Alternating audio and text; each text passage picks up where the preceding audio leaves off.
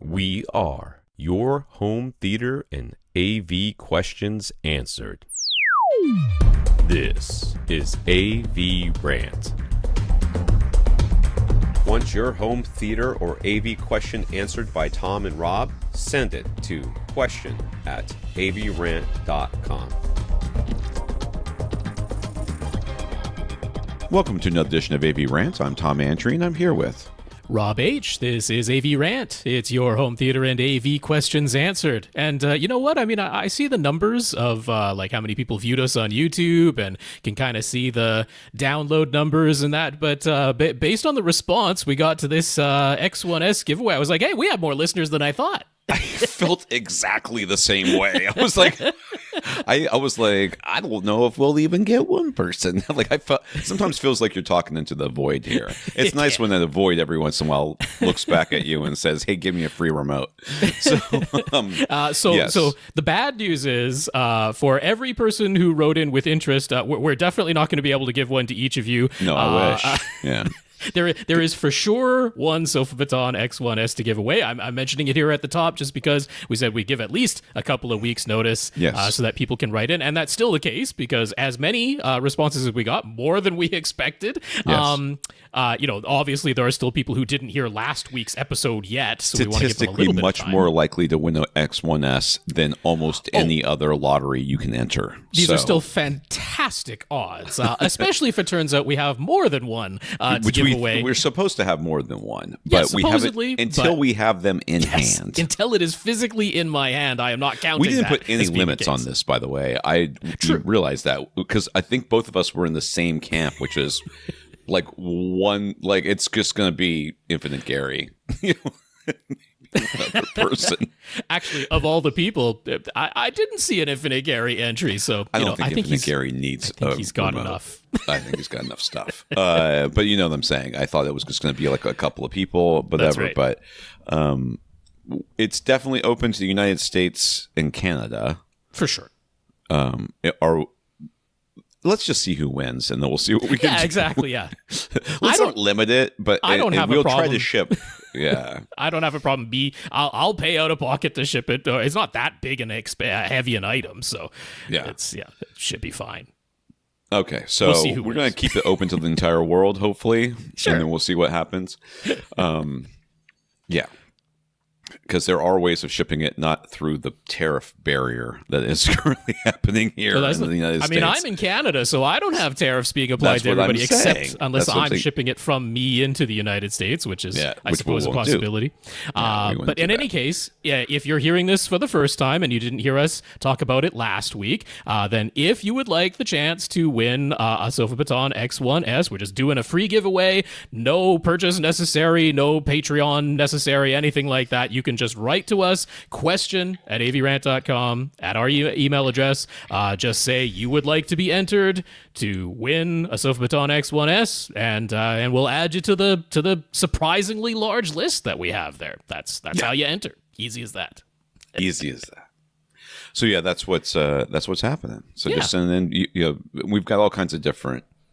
Like we're not being sticklers about how you enter. It's just make it easy for us. Put something in the subject line that says, X1S or give me a remote or something like that. Which everyone has done so far. Which everyone has done. But if they haven't, then maybe that's why we haven't seen that email. So could be. Rob is mostly responding to. I think you're responding to everybody, letting them know that we received. I did my very best at making sure I wrote back acknowledged to everybody that entered. So that is a good hint. If you already sent an email to us last week and you didn't receive a reply back, please check your spam and your junk folder just in case. But if you didn't receive a reply back, just literally I'm just typing back acknowledged to let you know that I got the entry, I got the email. If you haven't seen that, then try again, because I have done my level best to make sure I responded back to every person who sent in an email to question@avrant.com saying that they would like to be entered for a free Sofabaton X1S giveaway.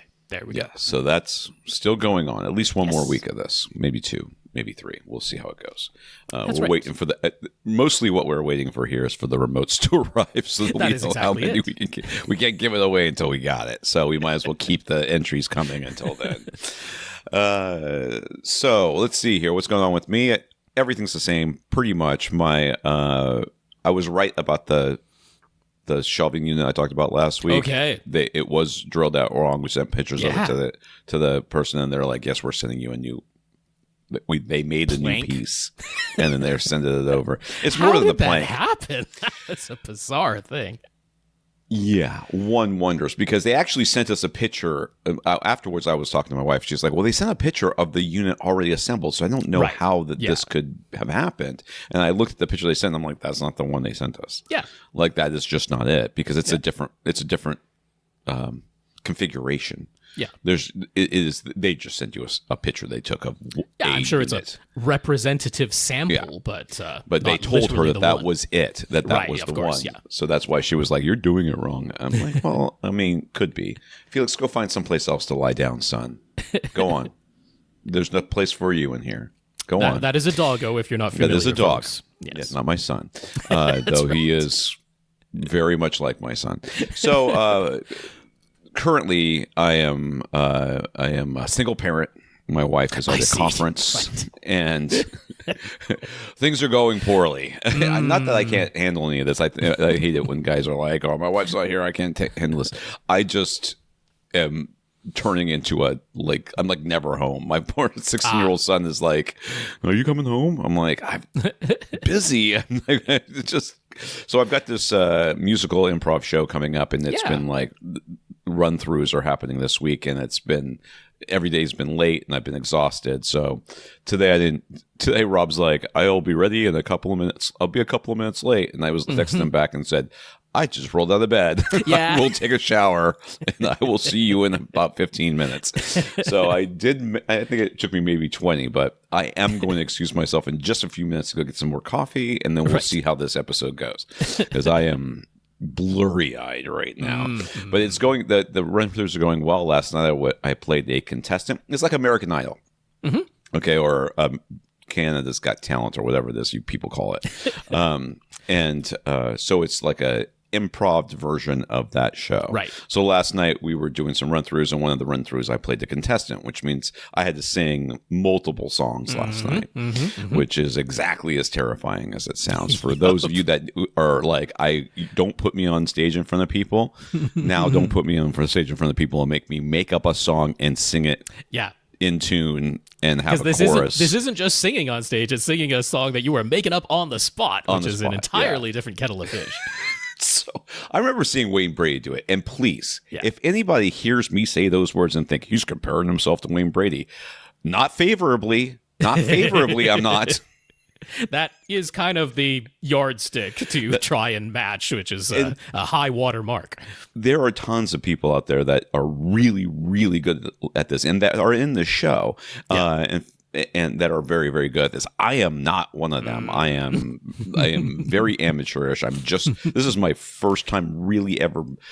I think I've been in 2 short form games that involved singing before this total, which is like you're singing for a minute maybe, and you don't even come up with a chorus. You're just doing a quick verse or a couple of lines or something like that. It's very very basic, and this is way harder than that. So I've been working pretty hard on that, and then like I said, I just rolled out of bed, and that's pretty much been my life. So it's been very busy around here, but the shelving unit's almost done.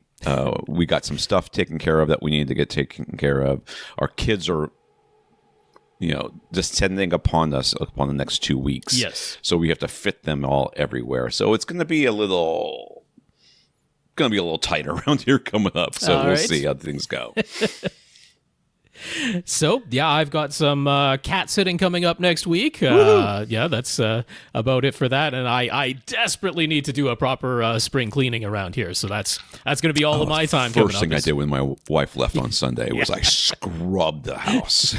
Because, and this is not to suggest that my wife is in any way dirty, but just having one fewer adult who is here constantly, because she works from home quite a bit, I can clean the house and it'll stay so much cleaner because, like I said, I've been gone. And my son is filthy, but he's mostly filthy in his room, so I don't have to. He doesn't. I can yell. I can say something to him to come out and have him clean up what he did in the kitchen. So that is exactly the first thing I did. Was I cleaned the kitchen and I mopped the whole house. Yeah. Can't say I'm looking forward to it, but it is something that needs to be done, and I just remind myself how good it feels once it's completed, because that is the reward, is the relief and the exultation of feeling like you've actually accomplished it. So there you go. Just got to remind There's yourself. something, I'll tell you, there is just something about coming into a house that looks and smells clean. I know, right? You know what I mean? And I don't have this experience anymore, but at my other house, did I tell you that the other house got bulldozed? That we bulldozed. I mean, you mentioned the it other house? last week. Yeah, we didn't make a big deal about it, but you did mention it in passing. Yeah. Yes, it is now just an empty lot. When the other house had a big yard, had a big, way too big. This place is too small, but that place is way too big. But freshly cut grass, my man. Freshly cut grass. Walking outside, going,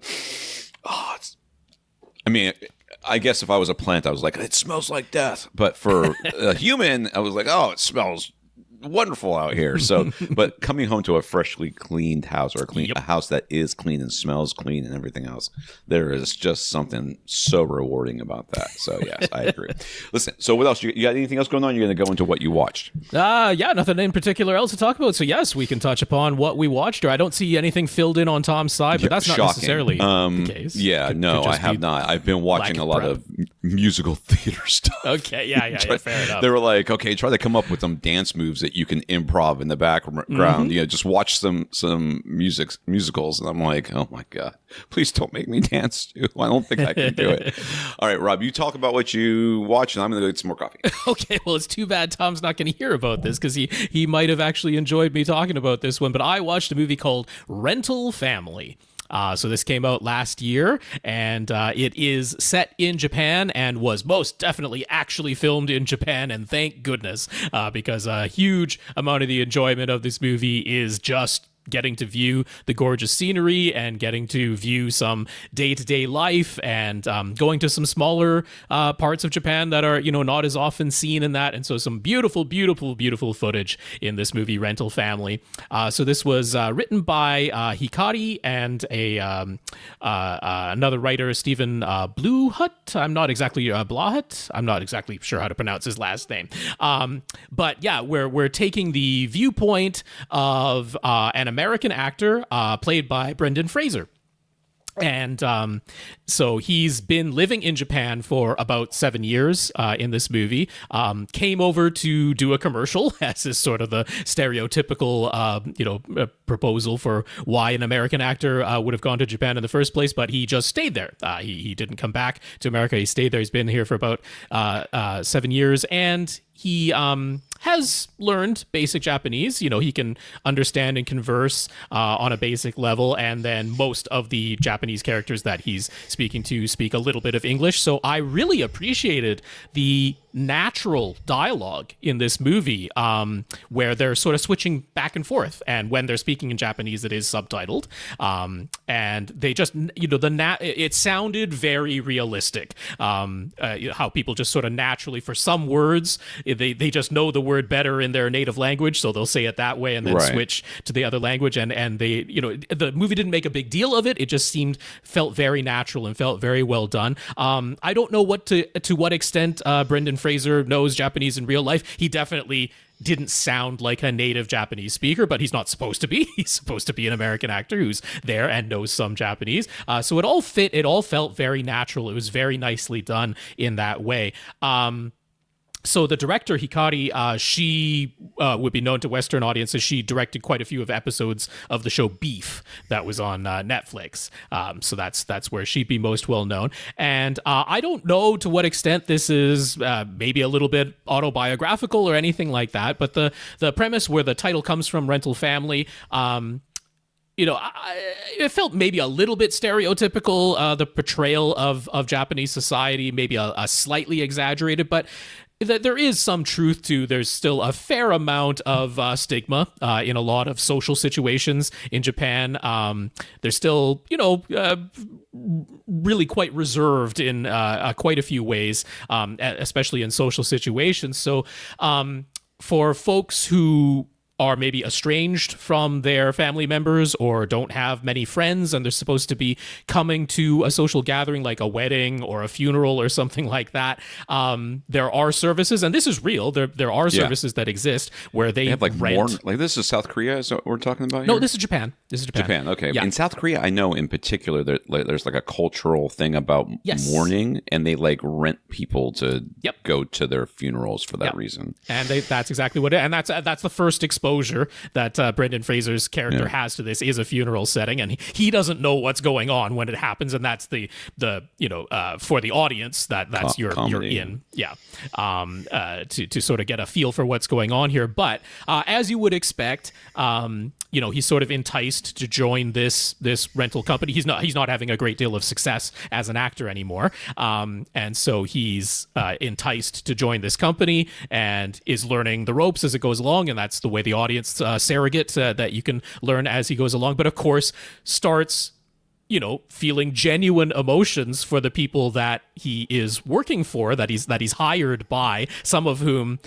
hire him on a regular basis to literally come and play video games, or every time they have a meal with friends, like he's their American friend from college, even though it isn't real, but he's playing that role, and starts becoming attached. And then key to this, I wouldn't say there's much in the way of spoilers in this movie, so I don't mind giving away some of the plot to this.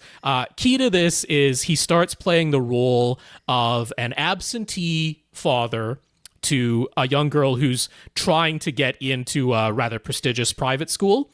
And that private school is basically like, they have to have an interview with the parents, and if there's no father in the picture, her chances of getting into the school are slim to none. And so it's the mother who hires him to play the surrogate father, but then, there starts being genuine connection between him and the young girl, and it's, it really gives you a lot of conflicting feelings as an audience member viewing what's going on. It's like, oh my, what damage is this going to do to this young girl? Like, she's starting to connect with this guy, but he's just an actor. He's not really her father. And he's, once the job is done, he's going to disappear, and her real father disappeared. And it's like, oh my gosh, what's going to, happen to that? So it's like, in some instances, in some scenes, it's like it's maybe a touch saccharine. I saw some reviews that were leveling some criticism at it for saying that maybe it got a little bit sappy in places, but honestly, I didn't feel that way.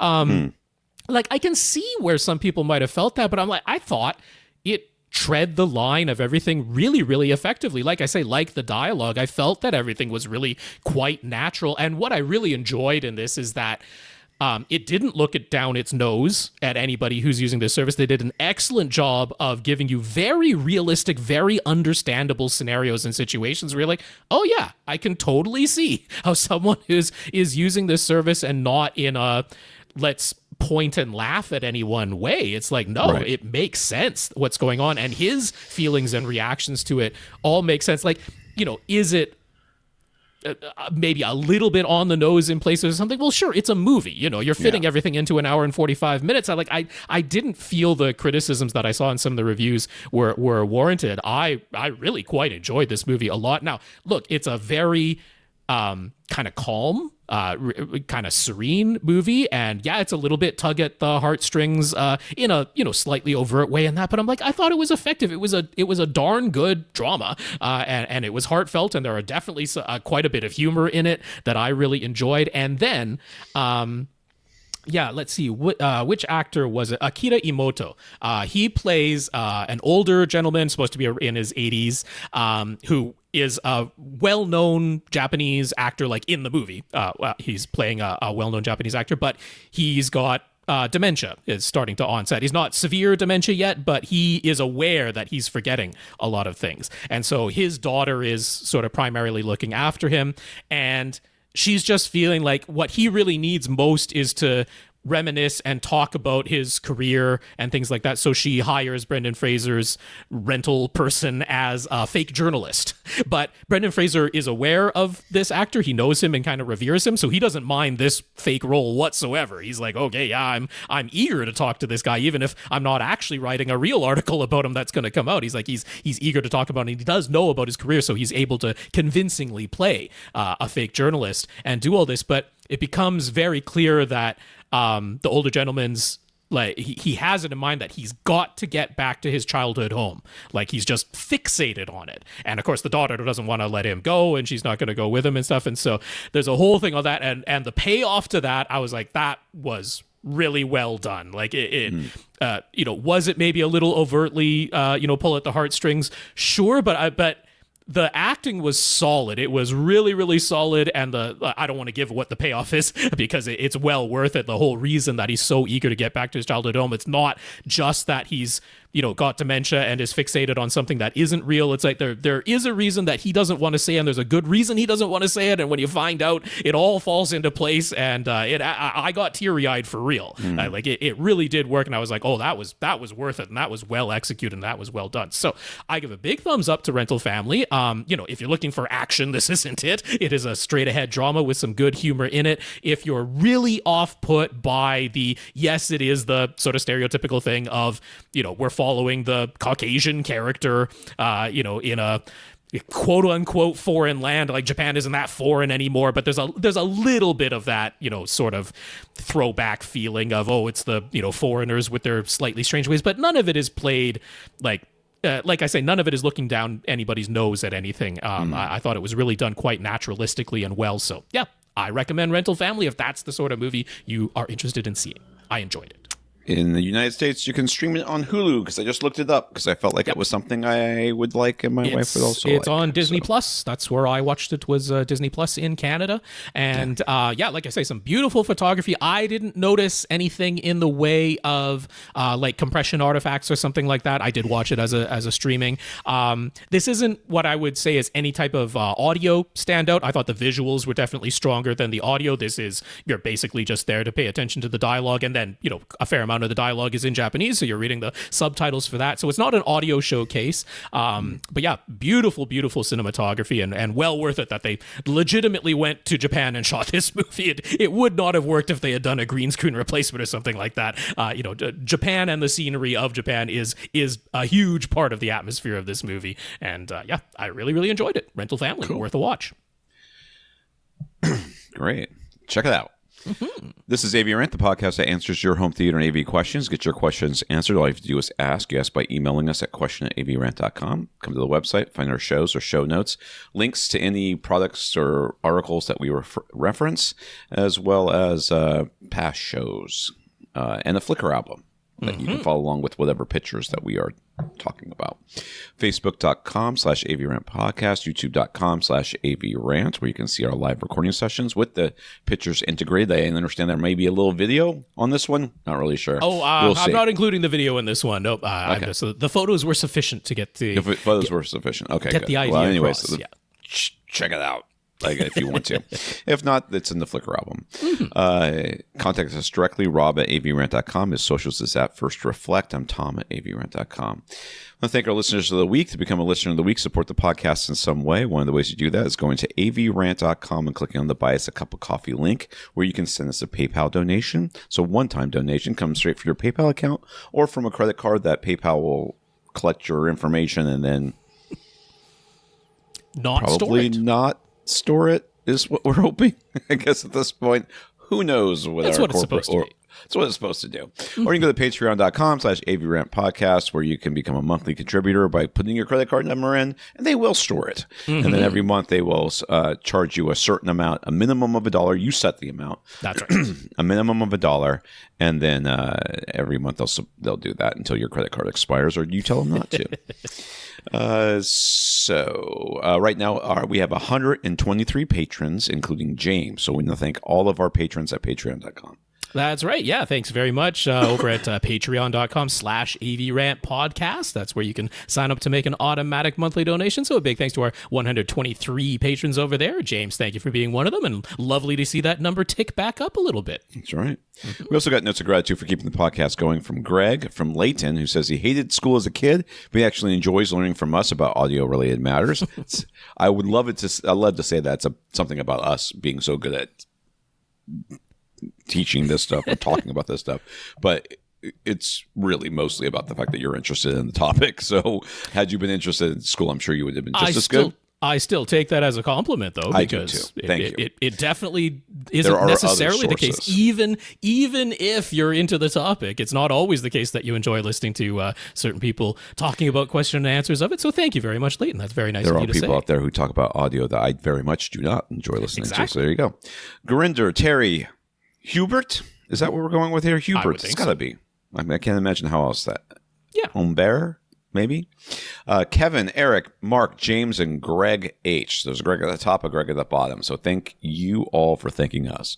Indeed. Funnily enough, the Greg at the top's last name also starts with H, but I wasn't sure how to separate them because I didn't have middle initials or anything like that. So I'll just say the names one more time. We got Greg, Leighton, Gurinder, Terry, Hubert, Kevin, Eric, Mark, James, and a different Greg. Also Greg H, but one is denoted as Greg H to separate. There you go. Be a problem. Both Gregs. In the news, prices for the flagship RGB-Backlit LCD TV from several brands have been revealed, and it appears they are definitely going to give flagship OLEDs a run for their money. Although one brand is keeping their prices a bit lower, and it's probably not the brand we all expect, since TCL is the one we all expect, or Vizio. LG's MRGB 95B series, micro RGB, and then 95 is it's not the size, number. It's just a number, and then B is just a letter for a reason. Anyway, okay, it's being marketed as a micro RGB Evo television. Why didn't they put an E in there? Screw you, that's why. It'll come in 75, 86, and 100-inch sizes and price points of $5,000, $7,000, and $8,000 respectively.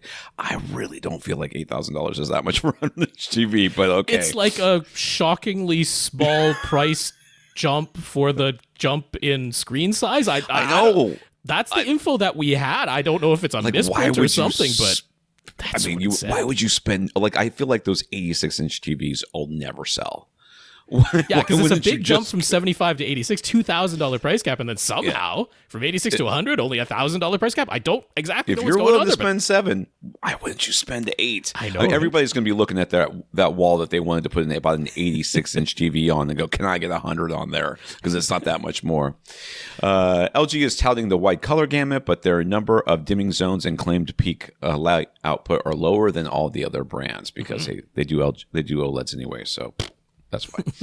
Hisense's UR9S series, because you are a 9S, is marketed as RGB-Mini LED and will come in 65, 75, 85, and 100-inch sizes. They are 3,500, 5,000, so that's the same, 6,000, about this, it's kind of makes a little bit more sense, and 9,000. That's a price jump I can get behind. That makes sense to me. That makes more sense. It does. So they're going from for 65 is $3,500, and if you want 75, you're going to have to add $1,500 onto that for $5,000. 85, it goes up only $1,000. So now, if you're looking at 75, you're like, I'll just go ahead and go get that 85. But then if you want 100-inch size, you got to go all the way to 9,000, which makes sense to me. Yeah. They're claiming 4,000 nits and 100% of BT 2020, just like everyone else is. So whatever. Yeah, there you go.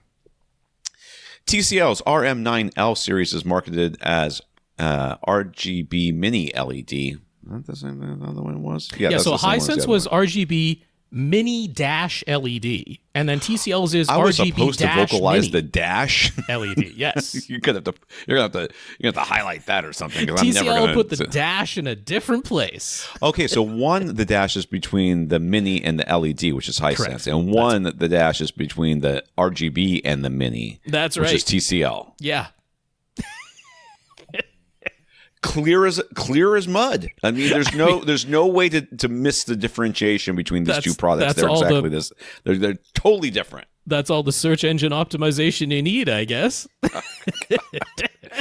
Where's AI going to put the dash? Because that's what's going to that's what's going to make the difference right there. I guess they have to. Maybe they can. No doubt. Maybe they'll bribe the different AI manufacturers to where the hyphen goes so that they can they can get theirs in there first.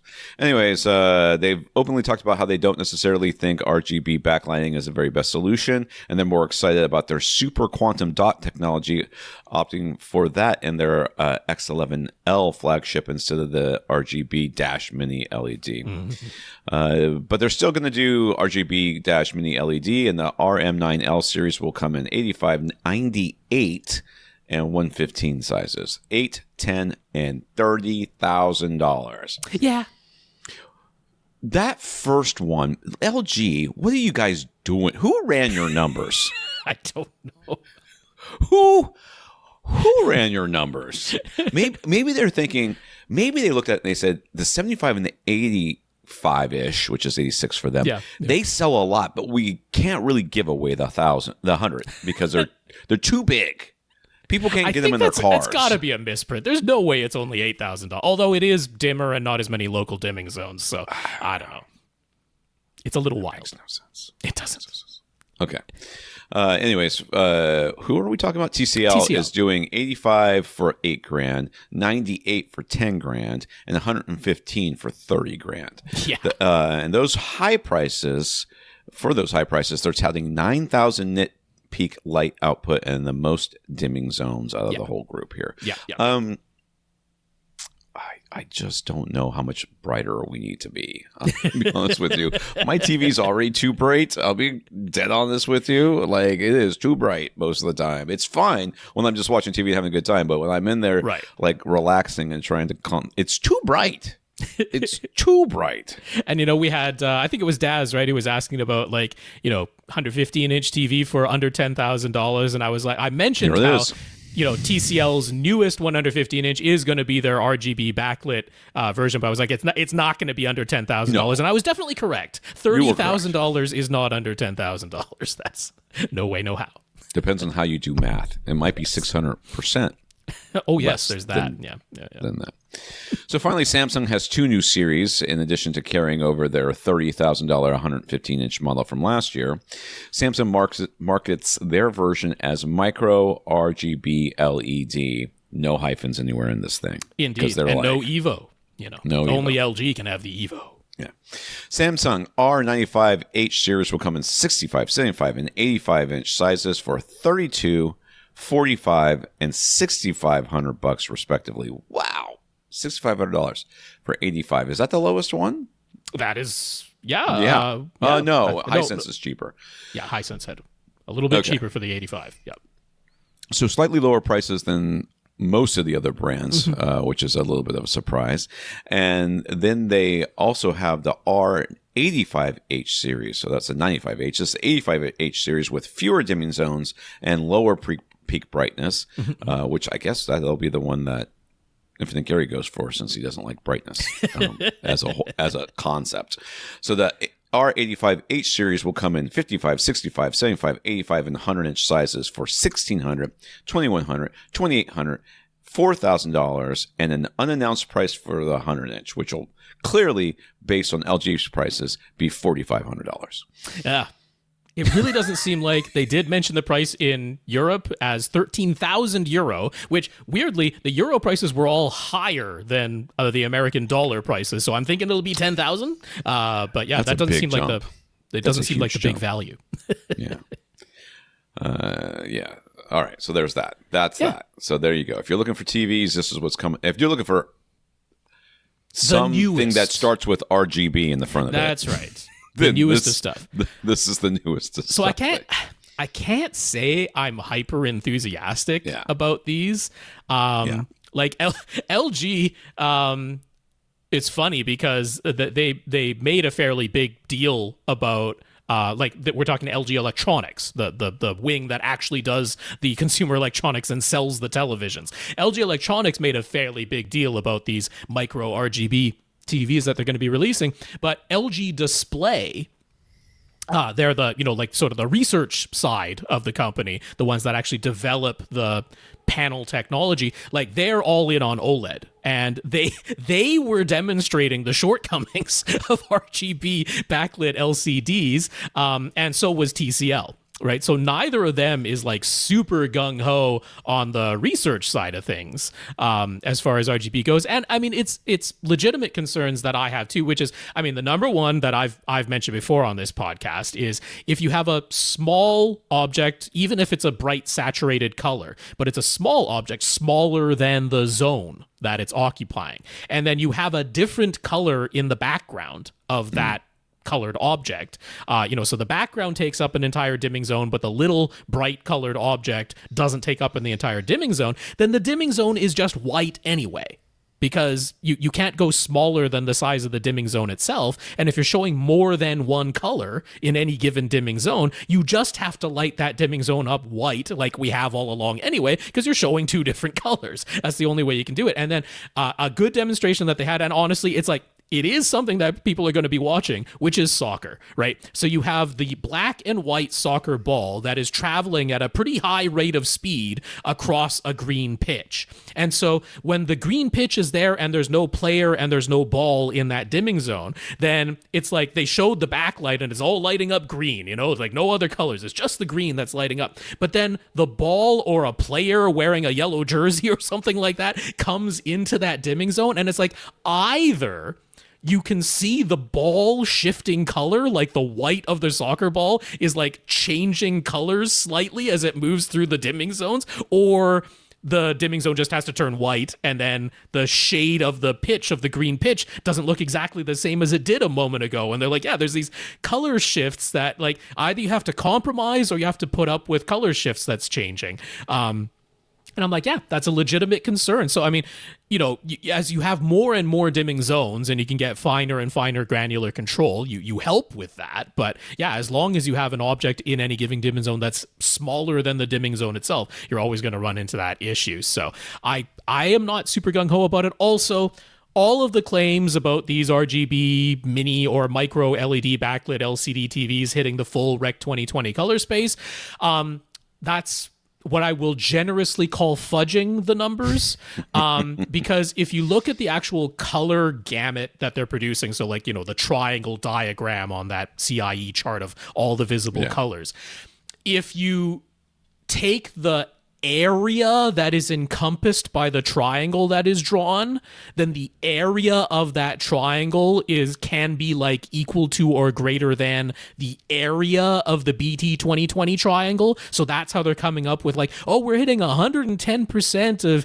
BT 2020 color gamut. It's like, okay, so the area within the triangle that you drew is 110% the size of BT 2020, but the actual color points don't line up because you can pretty much only do that with lasers or really advanced quantum dots, neither of which is being used in these displays. These are just straight ahead LEDs. So it's like, unless you have the exceedingly pinpoint accurate to the red, green, and blue color points that are on the BT 2020 diagram specifically, unless you do that, you're not actually hitting 100% BT 2020. You can draw a triangle that is as big in area as the BT 2020 triangle, but not necessarily accurate to it. And that's where they're, like I say, I'm generously saying that they can fudge the numbers and say, yeah, they're drawing a triangle that big, but it's not an accurate triangle to the BT 2020. So not that it really matters. As long as you can hit DCI-P3, I'm perfectly satisfied with that. And these absolutely can. But yeah, I ultimately don't think these are worth the prices. I would much rather get a flagship OLED, although at the 100-inch size, the 98-inch size, these are still less expensive than a 97-inch OLED. So there's that. All right, there's still no word on when the Valve Steam Machine Mini PC and Steam Frame VR headset will launch or how much they will cost, but it appears that Valve isn't going to wait any longer to release their new Steam controller. Officially speaking, these are just, quote, leaks, but the Steam controller is set to go on sale May 4th. May the 4th be with you. That's right. For $100. Yeah. Some folks have balked at the price. What are you talking about? $100 for a controller? That's like, if it's a high-end controller, that seems... I know, right? Pretty normal. You know what? There's a whole industry online, and I will continue to rail against it, whose whole job, they feel it's their whole niche is just to be negative. So Yes. this doesn't seem like an unreasonable A lot of price. people were saying they expected it to be $80 or $89.99 at the most, but it's it's going to be $100. But I was looking at it, I'm like, yeah, that seems about right to me. Yeah. Anyways, that's the same price as a pair of Switch 2 Joy-Cons and half the price of either Xbox or PlayStation's Elite controllers. So it doesn't seem to be out of line. Yeah. The new Steam controller features dual touchpads and TMR, which is tunnel magneto-resistance thumbsticks that should never drift. I don't know that I've ever worried about drift before, but It's a real thing. I've experienced drift on the thumbsticks, and it is annoying because does it stay kind of in place and you move? So it's character like you moves? don't have your thumb on the thumbstick Yeah. at all, but your character is like slightly moving on screen, or the camera is slightly panning around or tilting or something like that. And that's because in the the regular thumbsticks, there's like a physical contact in there. There's a little sweeper that's going across a physical contact and changing the resistance. And so that can wear out as you use the thumbstick. So those are touchpads? What are these touchpads for? I don't understand this. To mimic a mouse, in case you need to use a mouse. If you're holding it, wouldn't your this part, the fleshy part of your palm that's underneath your thumb, hit that and then make things happen? You got to curl your fingers around enough that it's not on the touchpad and only on the edge. I would never side buy of the it. thing. I apparently am, Magneto when it comes to these things because Right. I can get close to my phone and still scroll. Yeah, You know what I mean, I don't have to actually touch it, so I don't understand why I would want to have underneath my palms Right. two touchpads. I think it's a terrible design and I hate it. And then I'm not sure, I didn't have grab an image of it, but on the back of it, there are buttons on the grips for both your middle and ring fingers on the grips. And like I say, officially speaking, these are leaks, but like there's a bunch of reviews that are already posted of this. So they sent out review units to a bunch of people. And quite a few have noted that if you're someone who plays what you're holding the controller, but you kind of rest your hands in your lap as you play, which is not the most unusual position to be in. They're like, yeah, just that light pressure like activates the ring finger buttons. It's just holding it in your they're lap. really low. I see them now. They're really low. Yeah. So, I think I would need some way of turning those. I mean, I'm sure there is some way of turning those touchpads off. You can just assign them as not doing anything, so then it's not really a problem. But also the thumbsticks, there's a little capacitive sensor on the top of the thumbstick, so it knows if your thumbs are touching it or not. I'm not sure how useful that is, but apparently it's a thing. At least it's something that can break and they can charge you to fix. Right. Yeah. Very nice. I have to scroll down.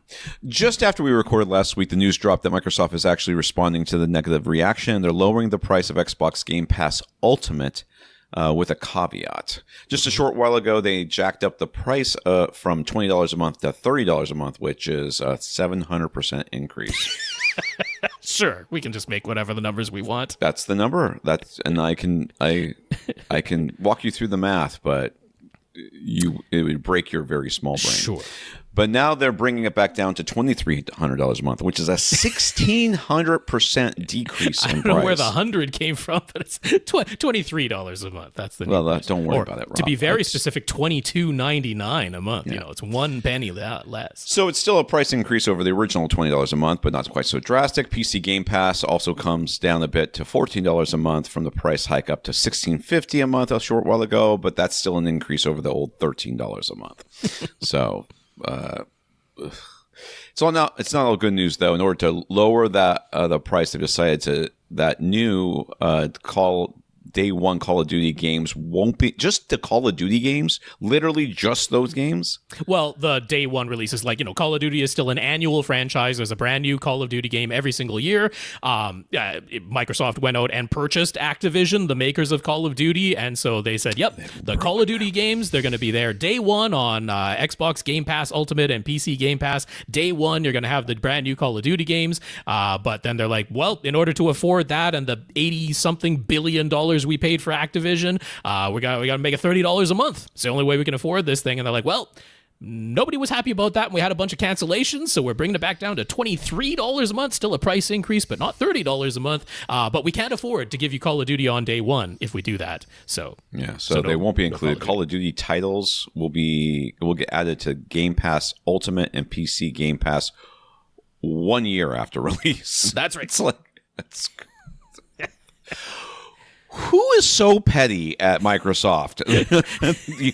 Who are they employing there? Because they're honestly employing like middle schoolers. I'll be honest with you. That's what this sounds like.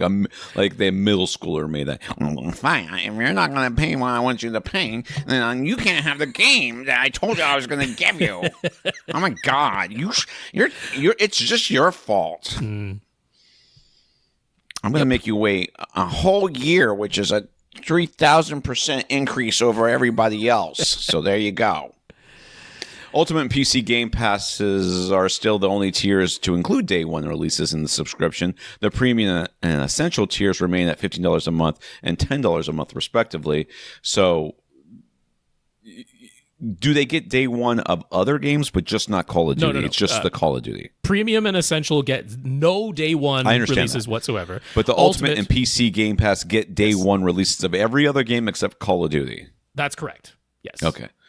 Well, Call of Duty players are the worst anyway, so maybe they get it. They have it coming. Microsoft first-party games, that is. It's not as though every game that comes out is part of Ultimate. Like these are Microsoft's own published games, or in some instances, it'll be a third party that agrees to, release their game on Game Pass. They make agreements for that in some instances, but it's all first-party games except for Call of Duty. Call of Duty is a first-party title for Xbox now because they own Activision for all the gazillions of dollars that they paid for it. But they're like, we can't afford to put that in Game Pass unless we charge you $30 a month. That was the only way we could afford it. Can't do it. It is hilarious. It is. To be honest with you, it's like if you want your game to be out with all the rest of the games, send your middle schooler to negotiate with our middle school children, and we'll see what we can do. That is nuts. Or, since now you're just going to have to buy Call of Duty if you want to play online on day one, you're just going to have to buy it now. It won't be part of the subscription, no way, no how on any service. You could just buy it for the PlayStation 5 where all the people are, because that's the console that actually sold. I will say, though, PC Game Pass is probably that's the best deal that's out there, is PC Game Pass. But that means you have to have... It's like the best deal out there to play games with other people who aren't playing. Console There's players. no one down there. There's lots of people playing on PC. Oodles and oodles of people playing on PC. I don't know. Yeah. All right. And Comments. they look down their noses at the console people, They do. Yes, they sure do. I really don't care. All you people that decide that you're better or other people are inferior to you based on some arbitrary thing that you spent money on, you can all shut up. The whole group of you. I did go into somebody's house, and they had this last weekend, there was a lunch party thing that happens once a month and once every other month that my wife makes me go to. And we were at these people's house, and they were clearly into movies. There's movie posters all over the place. Wasn't a recent movie anywhere in the place, but there were movie posters like all over their house. So they had pretty extensive collection of movies or DVDs or whatever. And the most cobbled together surround sound system I've seen in a long time. It was like a Polk audio sound bar, like not sound bar, but like center channel that was just tiny. They had a nice big TV. Okay. I'll give them that. Nice big TV. And at least very small. Had cobbled together a surround sound system. That's a lot better than a lot of people. Very high. Like you could tell that they put together their 5.1 system a long time ago, and then they decided to add on surround backs because someone told them they had to. Okay. But it was so long ago. It was like those trapezoidal looking Fluence speakers, and they were basically right next to each other, and very high up and way in the back. I'm like, how much of a difference does it make? But I haven't seen a surround sound system outside of my own house in a very long time, so I appreciated that. And I bet compared to just about everybody else's TV rooms, this place sounded amazing. So, I didn't get to experience it because it was a lunch party and they wouldn't let me turn it on, but it was there. Yep. Anyways.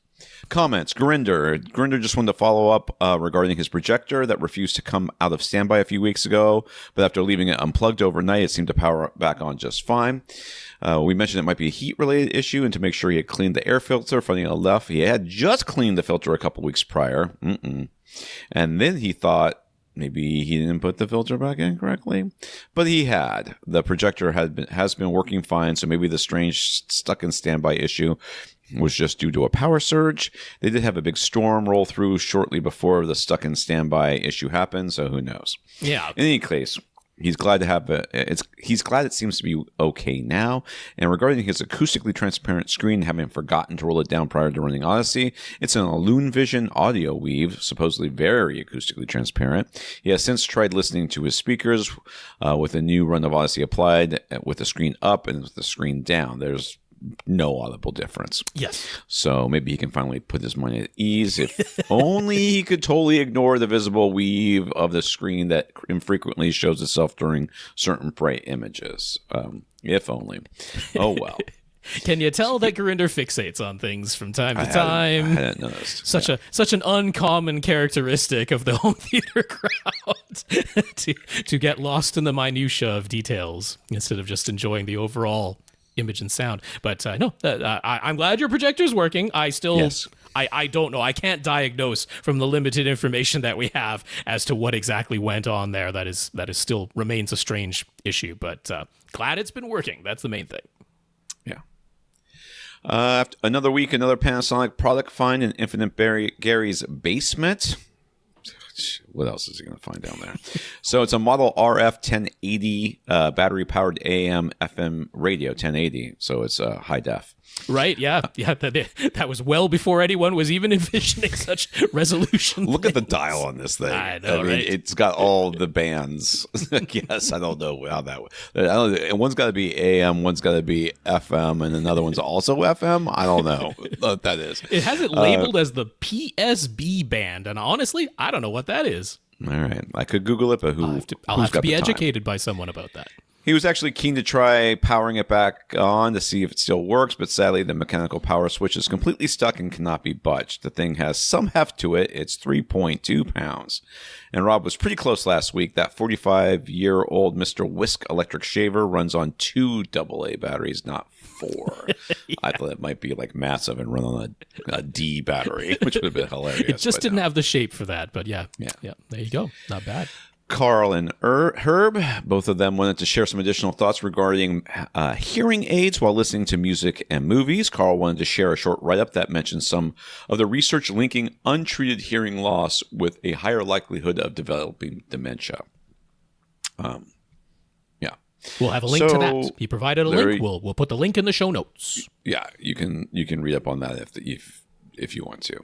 He's very grateful that so far he has had very little hearing loss for his age, but he chalks it up to actually being careful to pretty much always wear earplugs ever since he joined the Air Force, which somebody told him you have to do this, and he did it, and now he just does it because that's a there good are idea. People who ignore that advice. I know. Unquestionably, there are people who have ignored that. He didn't, thank goodness. So he got professionally made earplugs and never went without them. And Herb says he had the pleasure of meeting and getting to know a fellow named Leo Baranek, I think it is. Baranek. Anyways, he was author of Acoustics, Sound Fields and Transducers. Okay, which is the name of the book. A classic textbook for all acousticians, and he designed concert halls and evaluated and consulted on many, many listening venues. Leo wore hearing aids for the last 20 years of his career before he passed away in 2016, and he most certainly did not remove them while doing critical listening, for what that's worth. So, yeah.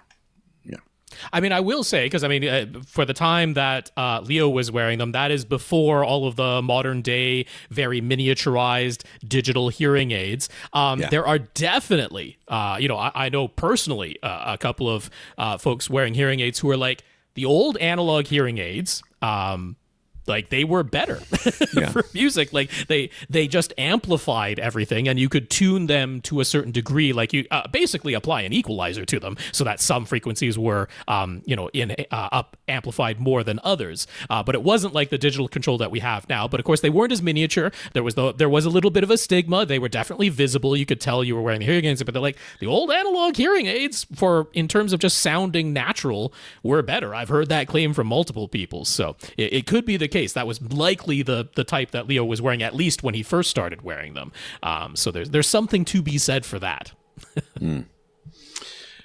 Eric just wanted to share his completed home theater and to say that even though he only found our podcast after most of his theater plans were already done, he did implement some of our advice, including moving one sub to the back of the room instead of having both subs up front, and installing thicker absorption panels since he had only planned on 2-inch thick panels in the beginning. Mm-hmm. He went for a JVC NP5 projector, and yes, he did consider lamp versus laser, and our thoughts on that were helpful to him.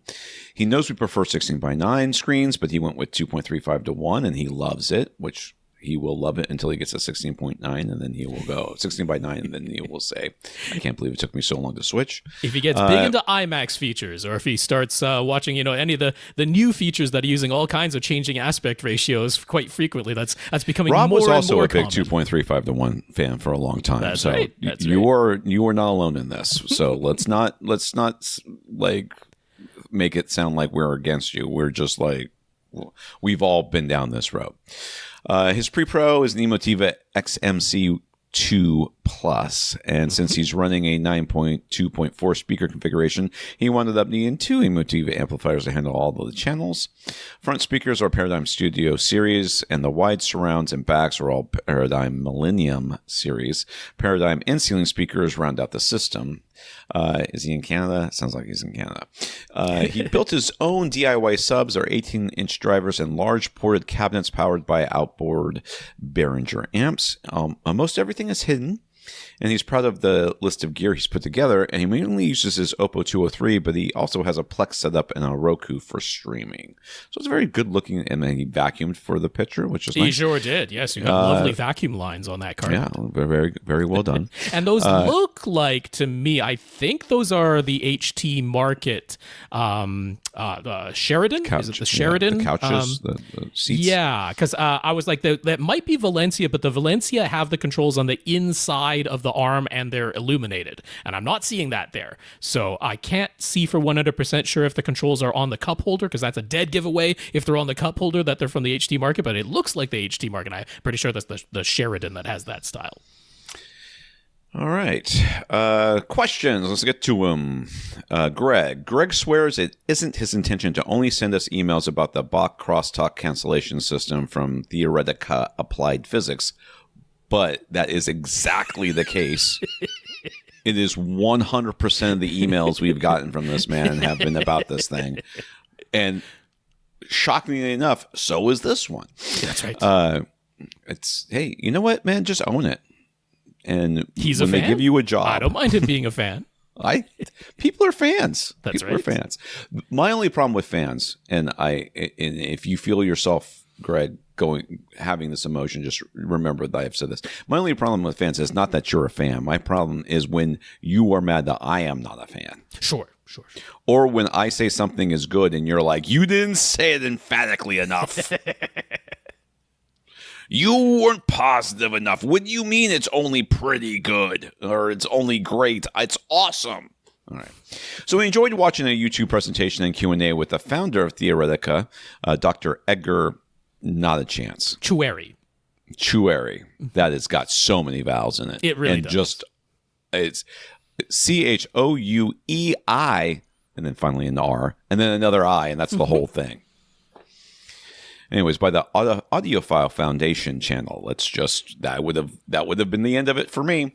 For anyone who is unfamiliar with BACCH, the first hour of the video is considered an explanation of the principles behind it and how it was developed. But after that, the Q&A period gets into some of the more recent developments that Greg is hoping we might be interested in discussing. I am really not, but I will do it anyways. First up.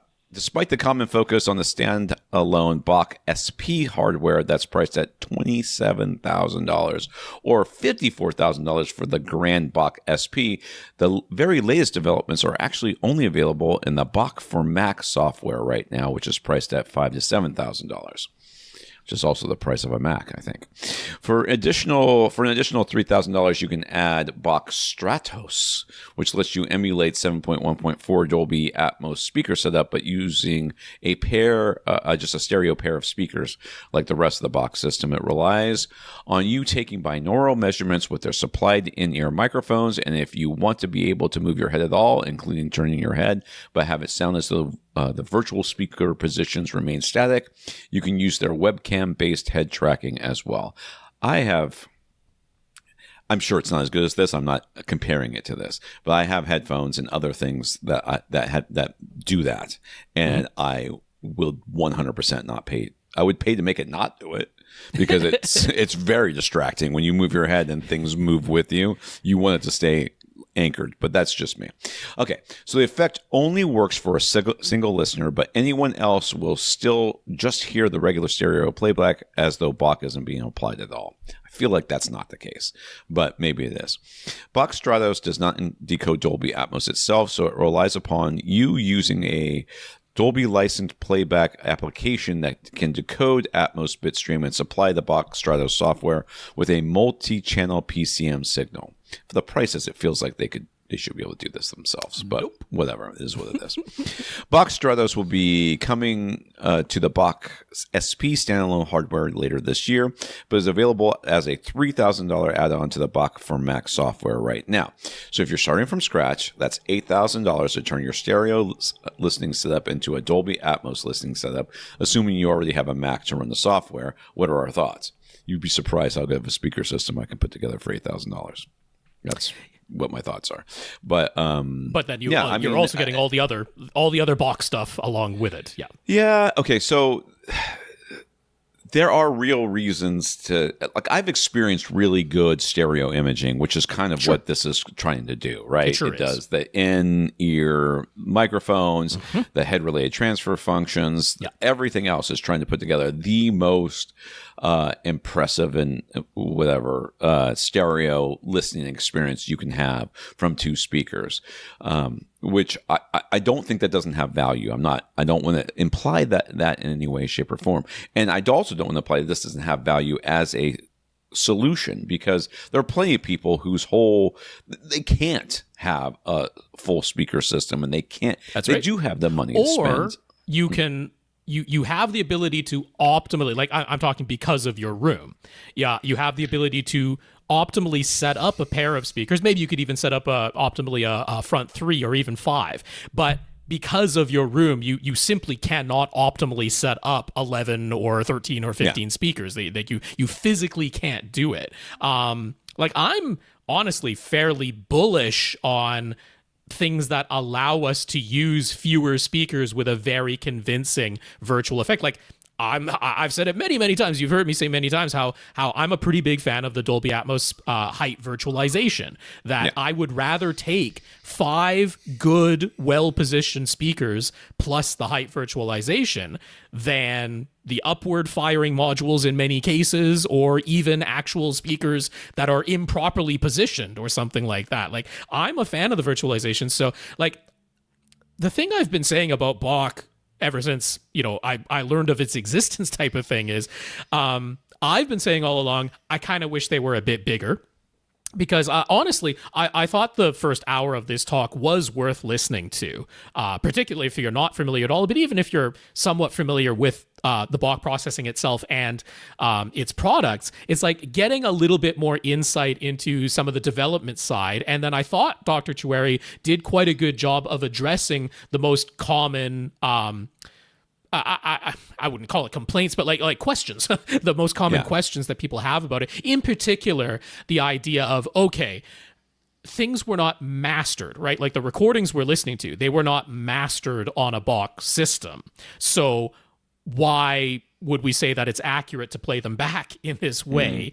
And he addressed that directly. And I think it was a very reasonable answer to it, which was, first of all, if it's a binaural recording, he's like, that's the ideal thing. The ideal thing to play back on a BACCH system is a binaural recording. That's never really been in question, because a binaural recording absolutely is meant to have your left ear only hears the left channel and your right ear only hears the right channel. And if we're talking past, we kind of buried the lead. Like, if you're not familiar with BACCH at all, it is a crosstalk cancellation system. That's what the CC in BACCH stands for. And the idea is that if you're playing your front left speaker normally, then yes, your left ear is probably hearing the front left speaker ever so slightly before and ever so slightly louder than your right ear. But your right ear is definitely hearing your left speaker playing in a normal setup. And your left ear is definitely hearing your front right speaker playing.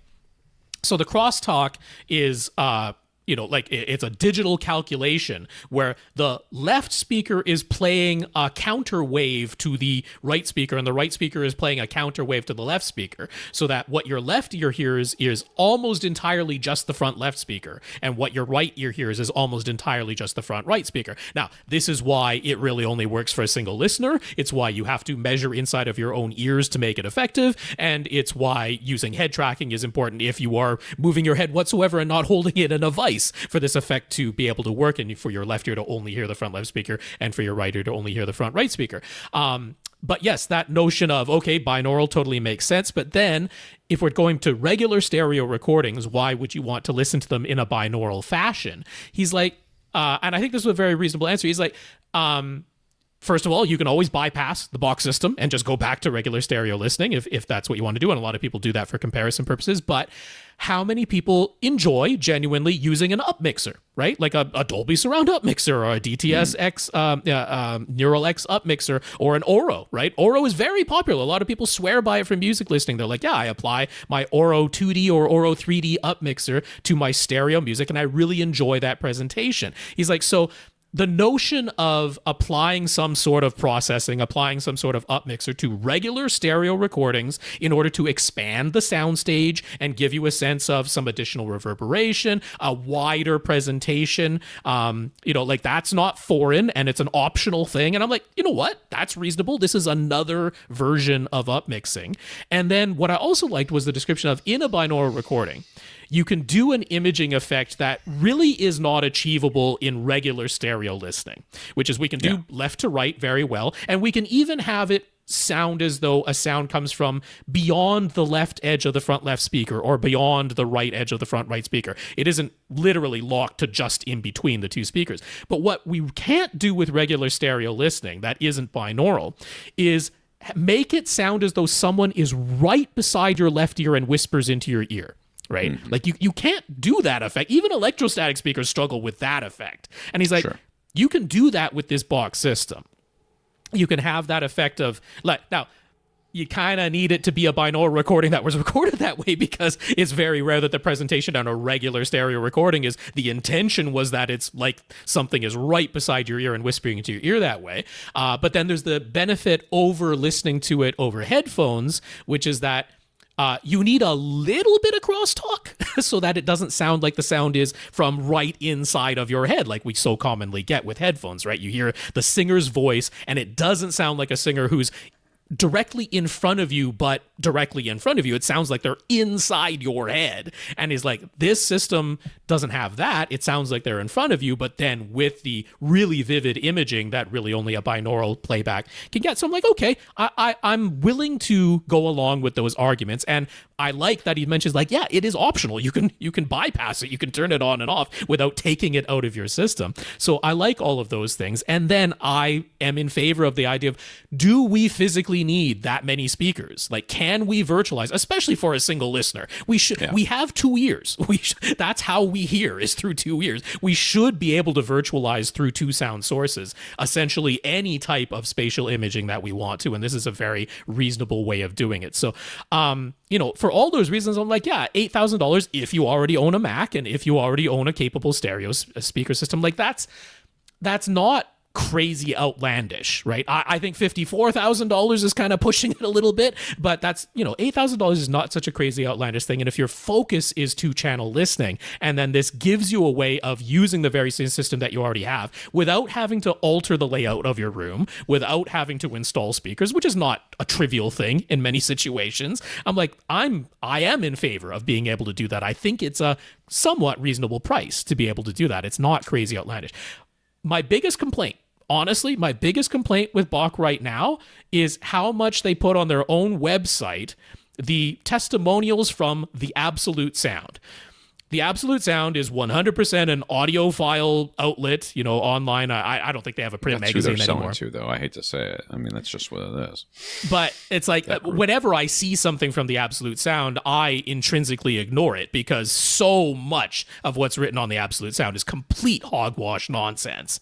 And I find it I find it a detriment to be like, they're our champions. The Absolute Sounds are I'm like, BACCH is better than the Absolute Sound. They deserve better, more scientific coverage than what they're getting out of the Absolute Sound. So that's my biggest disappointment with it right now. That's not BACCH's fault. But yeah, I would take those lines off of their website. I would hide all mentions that they're touted by the Absolute Sound. That'd be my personal approach if I were running BACCH. So it's a niche product.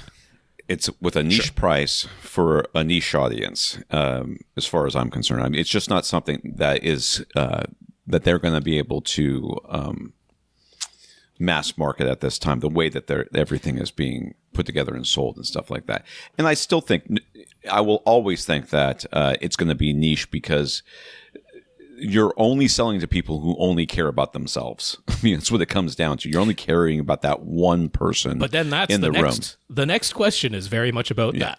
Yeah. So let's get there, and then I'll continue on. The new development that caught Greg's attention is the most is not something that's available yet, but when it's ready for release, it'll also be coming to the BACCH for Mac software first.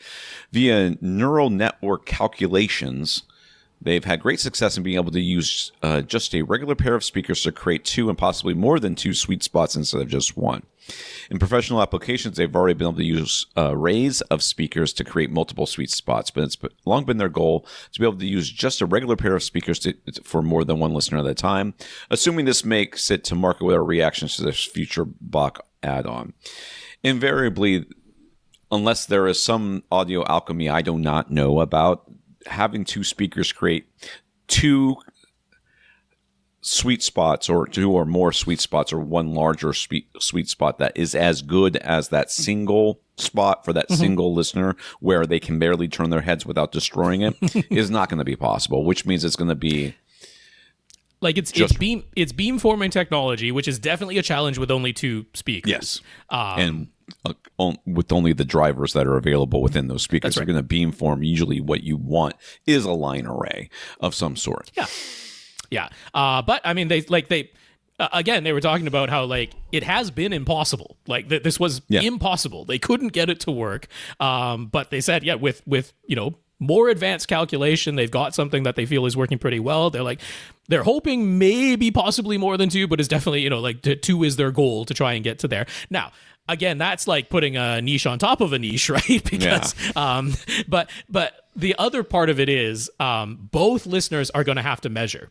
Right? It still relies on you having measured with like in-ear microphones first. It's not a particularly long process, and it's only 2 speakers, thankfully. It's not even like running Odyssey or Dirac, because there you're measuring so many speakers at a time that the process takes a while. It's like a 5-minute process, but you're still going to have to convince whoever is listening with you to measure first in the position where they're going to be measuring, because they said it's like basically like a 8-inch cube that you can move your head around and the effect still works.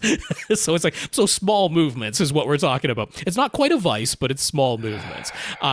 So it's like, at this point it means there's 2 of you who are willing to do this. It's not as simple as, I'm enjoying this system, hey, come sit down beside me and join me. It's like, no, there's some preparation involved in including that second person, and they're going to have to sit pretty darn still beside you, So it's like, well, now this is a couple who enjoys doing this together, but it's not like a casual thing. They have a seat that they sit in exactly the same position every single time, and nobody leans to the side or whatever. So I that to me, again, so much of BACCH stuff, I really am intrigued and appreciate the research that has gone into it. And I've said before, I kind of wish they were bigger, because I think if they could make it mass market, there's absolutely applications for this stuff. It's really cool technology. It's really cool research and development. But ultimately, if I had it though, I think I could tolerate using it or experiencing it for a song. Maybe 2, you know what I mean? Before I'm like, but I don't want to sit here like this anymore. I want to sit differently than this. And you might be thinking, well, I've got a very comfortable seat and blah, blah, blah, blah, blah. I'm like, yeah, do you? Sit in it and don't move. Don't move. Don't move at all. So so from a technological standpoint, from a technology that can be, that it can be shown to work, I think it's very, not just interesting, but important work that they're doing. Exactly. I think it is important. I think that we as common consumers will never see this come in the way that it is for what they're selling right now. Even if they were, bought by Microsoft and sold, and goodness, if they were bought by ruined. Microsoft, that would be the end of that, unfortunately. Yeah, and ruined. Yes. But it would still it would never make it it would never mass market make it. You would never see this product arrive to your doorstep at a reasonable price with microphones to put in your ears. It would come out as some sort of DSP mode on their AV receivers or something like that. I fall into the same thing every time, which is like, it's really cool stuff. I do wish more people would get to experience it. They're doing their best, right? Like, they have the little desktop set up. They even have through their dealers, like, you can do a trial, but because the microphones go in your ears, you have to buy the microphones outright. You can't return those. And so there's, I think they said it's like $250 to $300 that you're guaranteed to be out, but you can return the rest of the system. But I'm like, okay, like, for a 14-day trial to be guaranteed to be out $250, I'm like, that's still a little bit of a tough sell. It's I wish they were bigger. I wish they were bigger and it was more at scale, and there'd be cheaper and easier ways to trial it that wouldn't like let it down, right? Because if you make it too cheap, then all of a sudden you're not getting an experience that's compelling.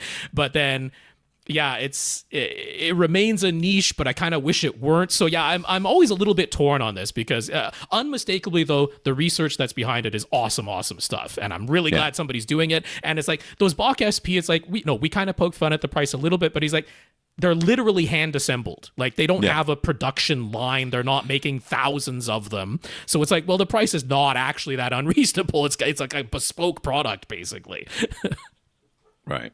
And like you said, bespoke is a good way of saying it, but even then, I don't look at this. Like, I could see somebody from the outside going, this to make, why would anybody spend this amount of money? I could totally see why somebody would spend this amount of money to do it. Well, and like, I can $8,000, like $8,000, it's a lot of money, but that's not out of the realm of possibility money. Like, that's, but it's also not low enough that I can honestly say, well, I'm going to recommend it to everybody. Like, just go out and get it. Just go out and try it. I'm like, it's $8,000. Like, that's not nothing, but it's also not like I said, if your setup is such that I've got a really good 2-channel setup, it's going to be a heck of a thing for me to expand to 11 speakers in here. I'm like, $8,000, not crazy, right? So that's where it falls. Yeah. Leighton has a small enclosed dedicated theater room, and once we see how many acoustic panels he has managed to fit into this 12 by 12 by 10 foot space, no one will question the dedicated part. Okay, of what his statement. It is safe to say he has reached the limits of his wife's acceptance. I haven't seen the pictures yet. To start, the L-shaped microfiber sofa can seat 5 and is 3 feet away from the back wall. And he has a pair of SVS PB12 NSDs, that's too big, subs in diagonally opposite corners.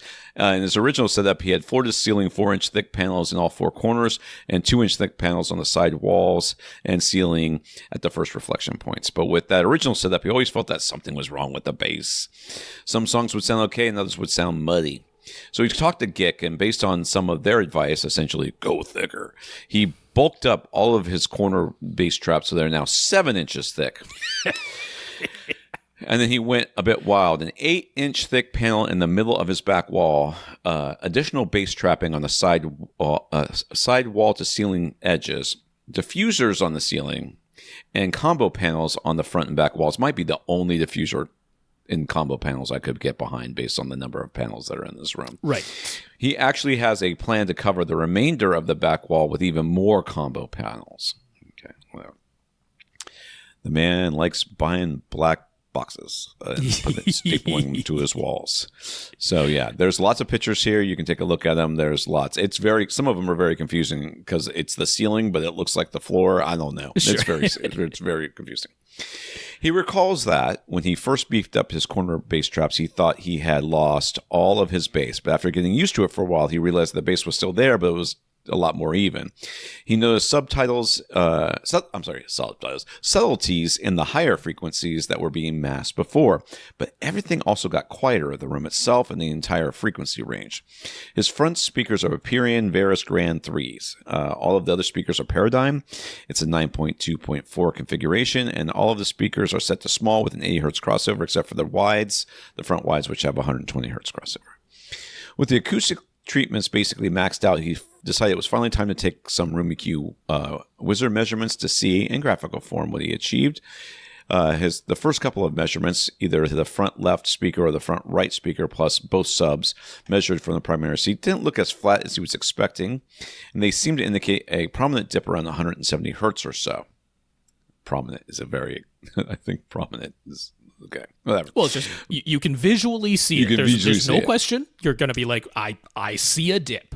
But the decay times look low and uniform. Armed with this data, what can we tell him about his setup and acoustic treatment plan? What can be improved? I bet if you just put smoothing on this graph, you'd feel a lot better about the whole situation, to be honest with you, because smoothing is more accurate to what you actually hear, but in some ways. And quells the mind. Overall, this looks pretty good. I mean, it's a pretty straight line. There is that dip right there, and the bass is rising, which is normal. That's what we expect to see here. Your decay times look great. I mean, I was going to comment. Like, those decay times are kind of on the low end of the spectrum, and that's not a surprise, right? We saw how many panels. This room is dead. If any of you have ever thought to yourselves, I wonder what a dead room sounds like, make friends with Leighton, go to his house, walk into this room. Because this is a dead room. Yeah. Under 100 millisecond decay times across down to 60 hertz. And there's really nothing that's sticking out. Like, on the one hand, it's an amazing technical achievement in a room this size that is a square and has inherent issues when it comes to certain frequencies, and that that shows you what this amount and this thickness of absorption can achieve in the time domain. But on the other hand, like, that is a dry room. And here's the thing. I think he already bought them, but you do not need those additional panels on your back wall, because he did that, the combo. He's like, I'm getting combo panels instead of absorption panels because I don't want to take too much out of the high end. I'm like, combo panels still weaken the high frequencies just ever so slightly less than broad spectrum absorption, but they weaken them. They don't bring anything back.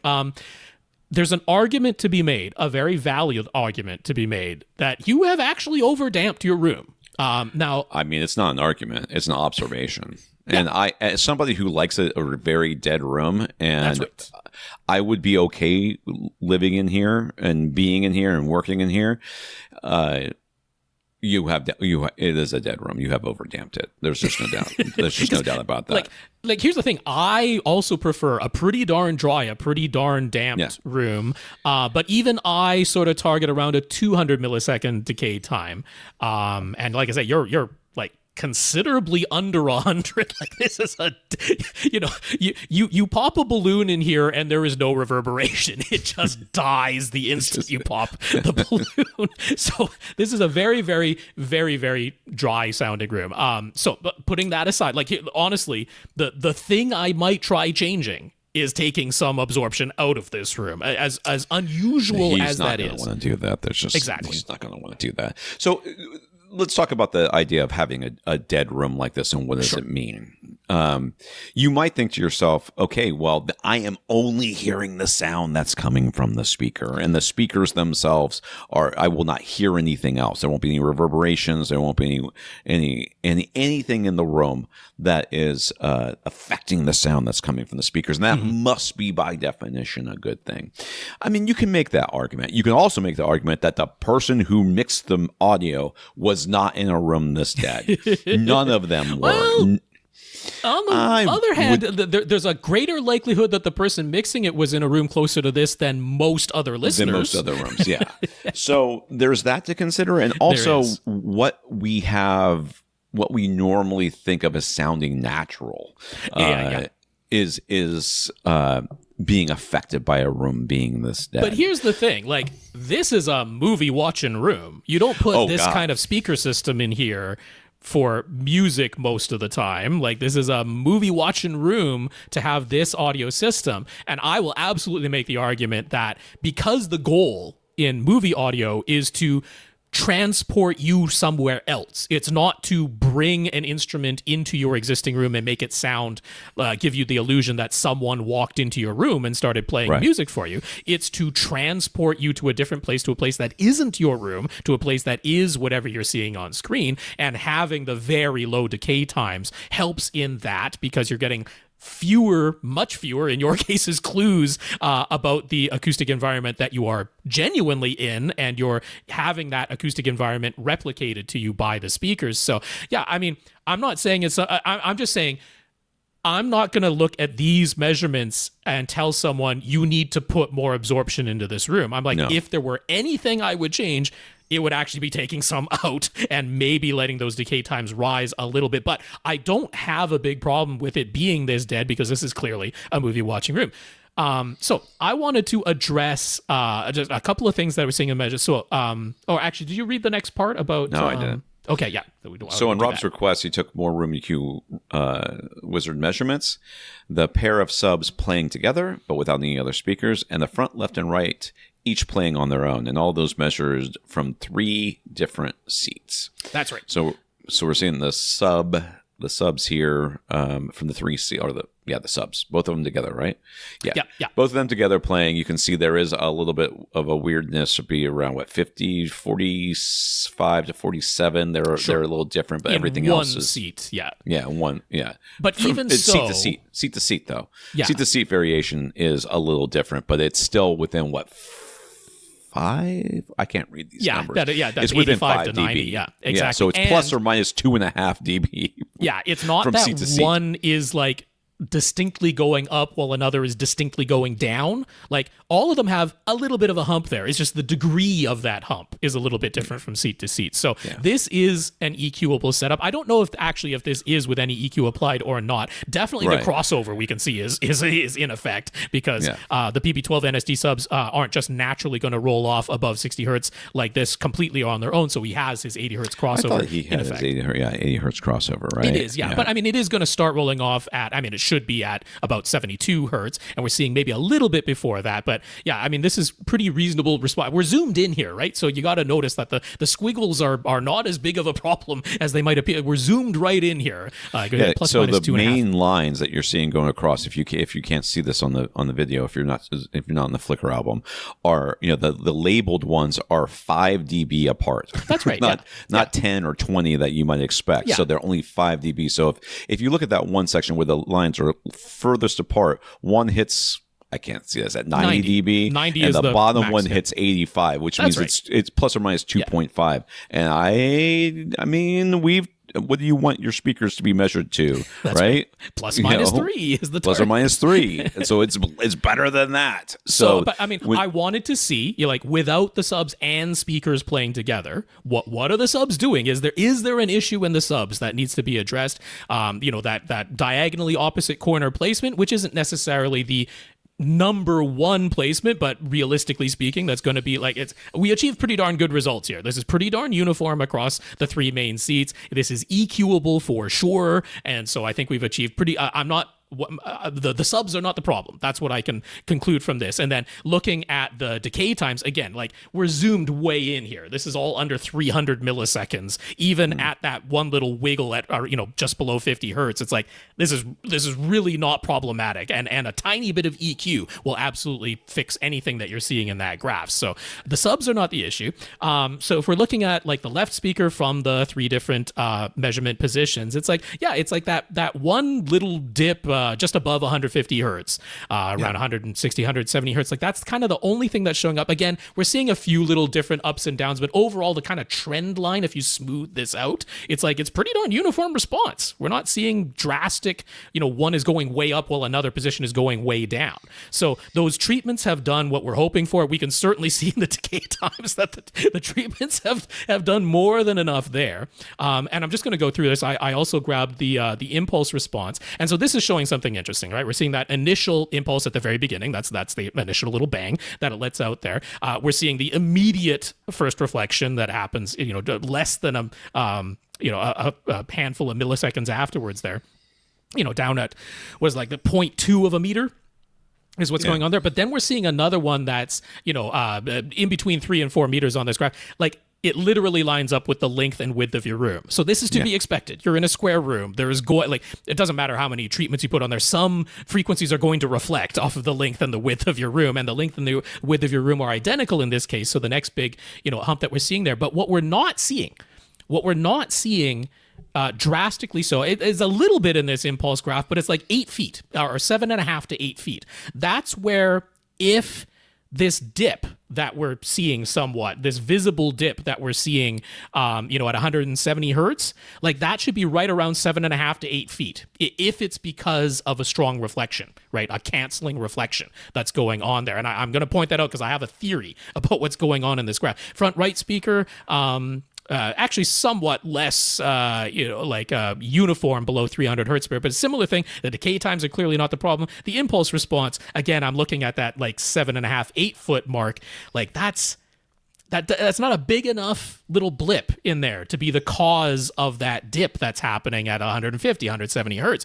So my theory here, because that's clearly the thing he's going to look at in this graph and see whatsoever as something that might, how do I improve that? And it's like, well, it's going to be difficult to just, like, you could raise the crossover frequency all the way up to 150 hertz or even 200 hertz and see what happens.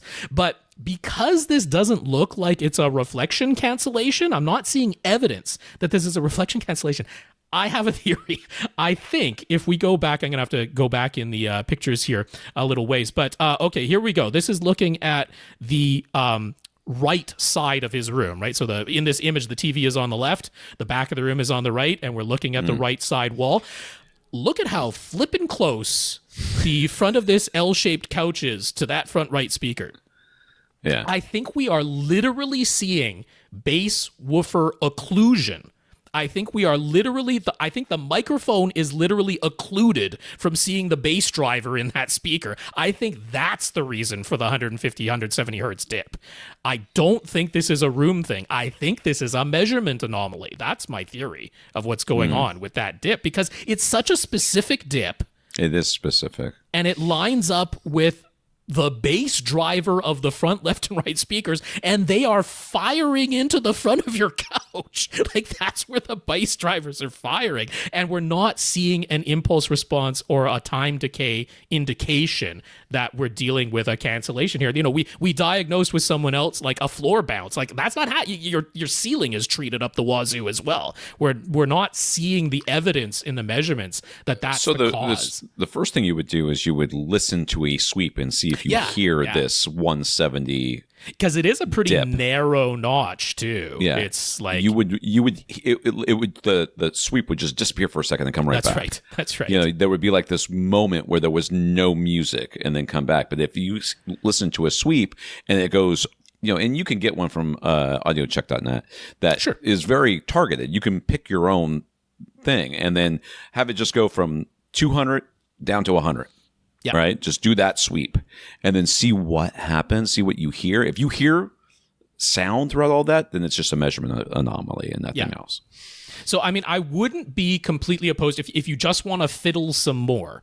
I wouldn't be completely opposed to, I'm looking at this and going, we can't really see exactly what the subwoofers do going above the current crossover setting because you just didn't measure it that way. But I would maybe experiment with trying a slightly higher crossover frequency. I think there's some evidence that there might be some help to the overall frequency response, because we're seeing that little bit of unevenness right in that crossover. Not bad at all, but I would maybe experiment if you're just dead set on experimenting with something. But yeah, I'm not going to be telling you that you need more acoustic treatments. If you're the unique case where I might say removing some would be about the only thing that I would change. And I'm guessing, the thing, if you ever wanted to, you could try removing, say, the L section of that couch and remeasuring and seeing if that 150 hertz dip goes away, because I think that's where it's coming from. Can you imagine trying to shoehorn something out of this room? I know. The real question I mean, I guess the real thing that if you wanted to, and you don't, but if you wanted to, you could start, set up your microphone and stuff like that. Run some tests. Take a look at the graph. Pull out a panel. Do it again. Just keep doing that until you get to the point where you're like, okay, I'm now seeing some measurement anomalies that I don't like as much. Yeah. And you could just keep doing that until you get to a point where it's pretty normal, and then sell all that stuff to pay for, I don't know, a car. I don't know. Something like that. Seems like a lot of acoustic treatments. Yeah, you're the rare case where Tom and Rob from AVRant are not telling you that you need to put a whole bunch more panels in there. I'm like, if anything, you might have overdone it. You could send some of them to me because I need some acoustic panels. I need to do some. That's on my list, but I got to get everything hooked up first. Terry recently asked us whether he should go 77-inch LG C5 OLED or for right around the same price, get the 83-inch LG B5 instead. So bigger, but slightly less down the series. Maybe down the series. He was already using a 75-inch Hisense U8K in a small 10 by 11 foot room. So have you thought about putting a bajillion panels in there? Yes. 8-inch thick panels that are straddling the corners. So it's even greater depth than that. So we suggested some ways he could easily experiment with his current setup to determine the screen size he truly wants. And based on that, he decided that sticking with the 77-inch side genuinely makes the most sense for him. So he went price hunting, and it turns out if you shop on LG's own website, they price match other retailers, and they'll send you a discount code via email if you sign up for their marketing materials. So buying straight from LG's own website wound up being the best deal, and he figured that was worth sharing for those of you that are, maybe that's what I should have done. Hadn't considered it yet. But I bought a Samsung, so that wouldn't have worked. But he didn't pull the trigger just yet. He can afford the 77-inch C5, especially with a discount, but he does recall how he had to convince his wife before he bought the Hisense U8K they already have. It's a very good LCD TV, but it has a couple of image quality quirks that bother him and probably not her. Mainly, he can sometimes see the full array local dimming, shifting the backlight level up and down, and sometimes he notices some flicker, and that drives him crazy. So bottom line, will an LG C5 OLED be a noticeable improvement on both of the two things that bother you? Yes, because they don't do any of those two things. So there's no local dimming. Well, I guess there is. It's literally per pixel. Pixel per Every pixel. single pixel brightens and dims individually. If you're like, I don't like the way that pixel got dimmer. I'm sorry, sir. The image got dimmer. I don't know what you want us to do about that. The flicker, I can't imagine that would be a problem either, to be honest with you, but maybe it could be. It depends on what he means by that. It depends on what is the cause. Yeah. So he swears he isn't just looking for us to justify this purchase for him. He simply wants to use this as a sounding board. He trusts that we will actually be honest with him. So truthfully, going from a Hisense U8K to an LG C5 and just the small difference in screen size, which is 75 versus 77, will it be noticeable or actually just a waste of money? So if you put them side by side and played them both, which you cannot do in this room, right. But if you put them side by side and played them both the same content and everything else, would you notice a difference? I think you would definitely notice a difference eventually. You would notice a difference.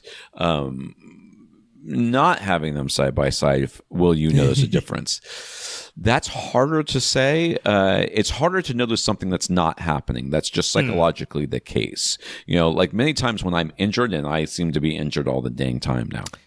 Seems like. But when I am injured, I notice that I am injured because it hurts. And then one day I realize I am no longer no longer injured, and I didn't even realize the moment that happened.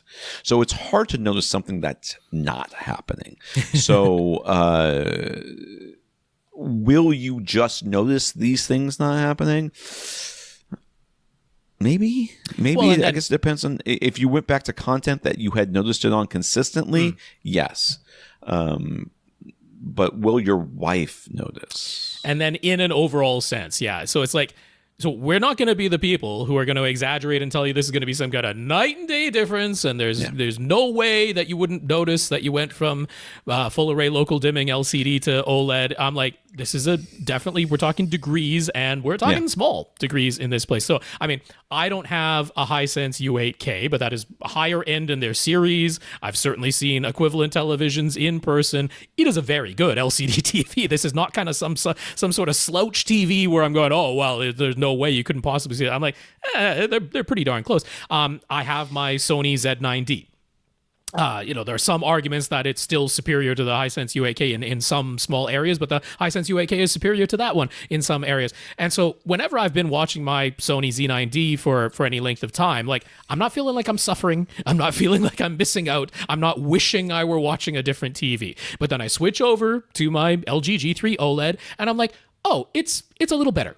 The OLED is a little better. And there's certain things that I'll notice. So it's like, the black being 100% inky black, and not just in the full fade to black or even the black bars, but just there's something black on screen at the same time as something that isn't black on screen, and that black is 100% inky black on the OLED, which isn't always the case on the LCD, and that'll be the thing. So I can pick up on that and go, yeah, it's a little bit better. And then the viewing angles, I can definitely notice. If I'm sitting off axis, I'm like, oh, the OLED doesn't look different from off axis. The LCD does, and you can notice the haloing more on the LCD from off axis. I cannot imagine that he's sitting off axis in this room at this But I'm just trying to point out, where are the degrees where I'm like, you can, I'm not going to say you can't notice a difference. You can notice a difference, but I'm also not going to say it's some kind of massive night and day difference. It's like, oh, it's a little bit nicer. It's a little bit nicer. And I think that's honest. To me, the OLED is a little bit nicer, but I don't feel that if I go back to my Z9D or if I went to your Hisense U8K, I wouldn't be like, oh, this is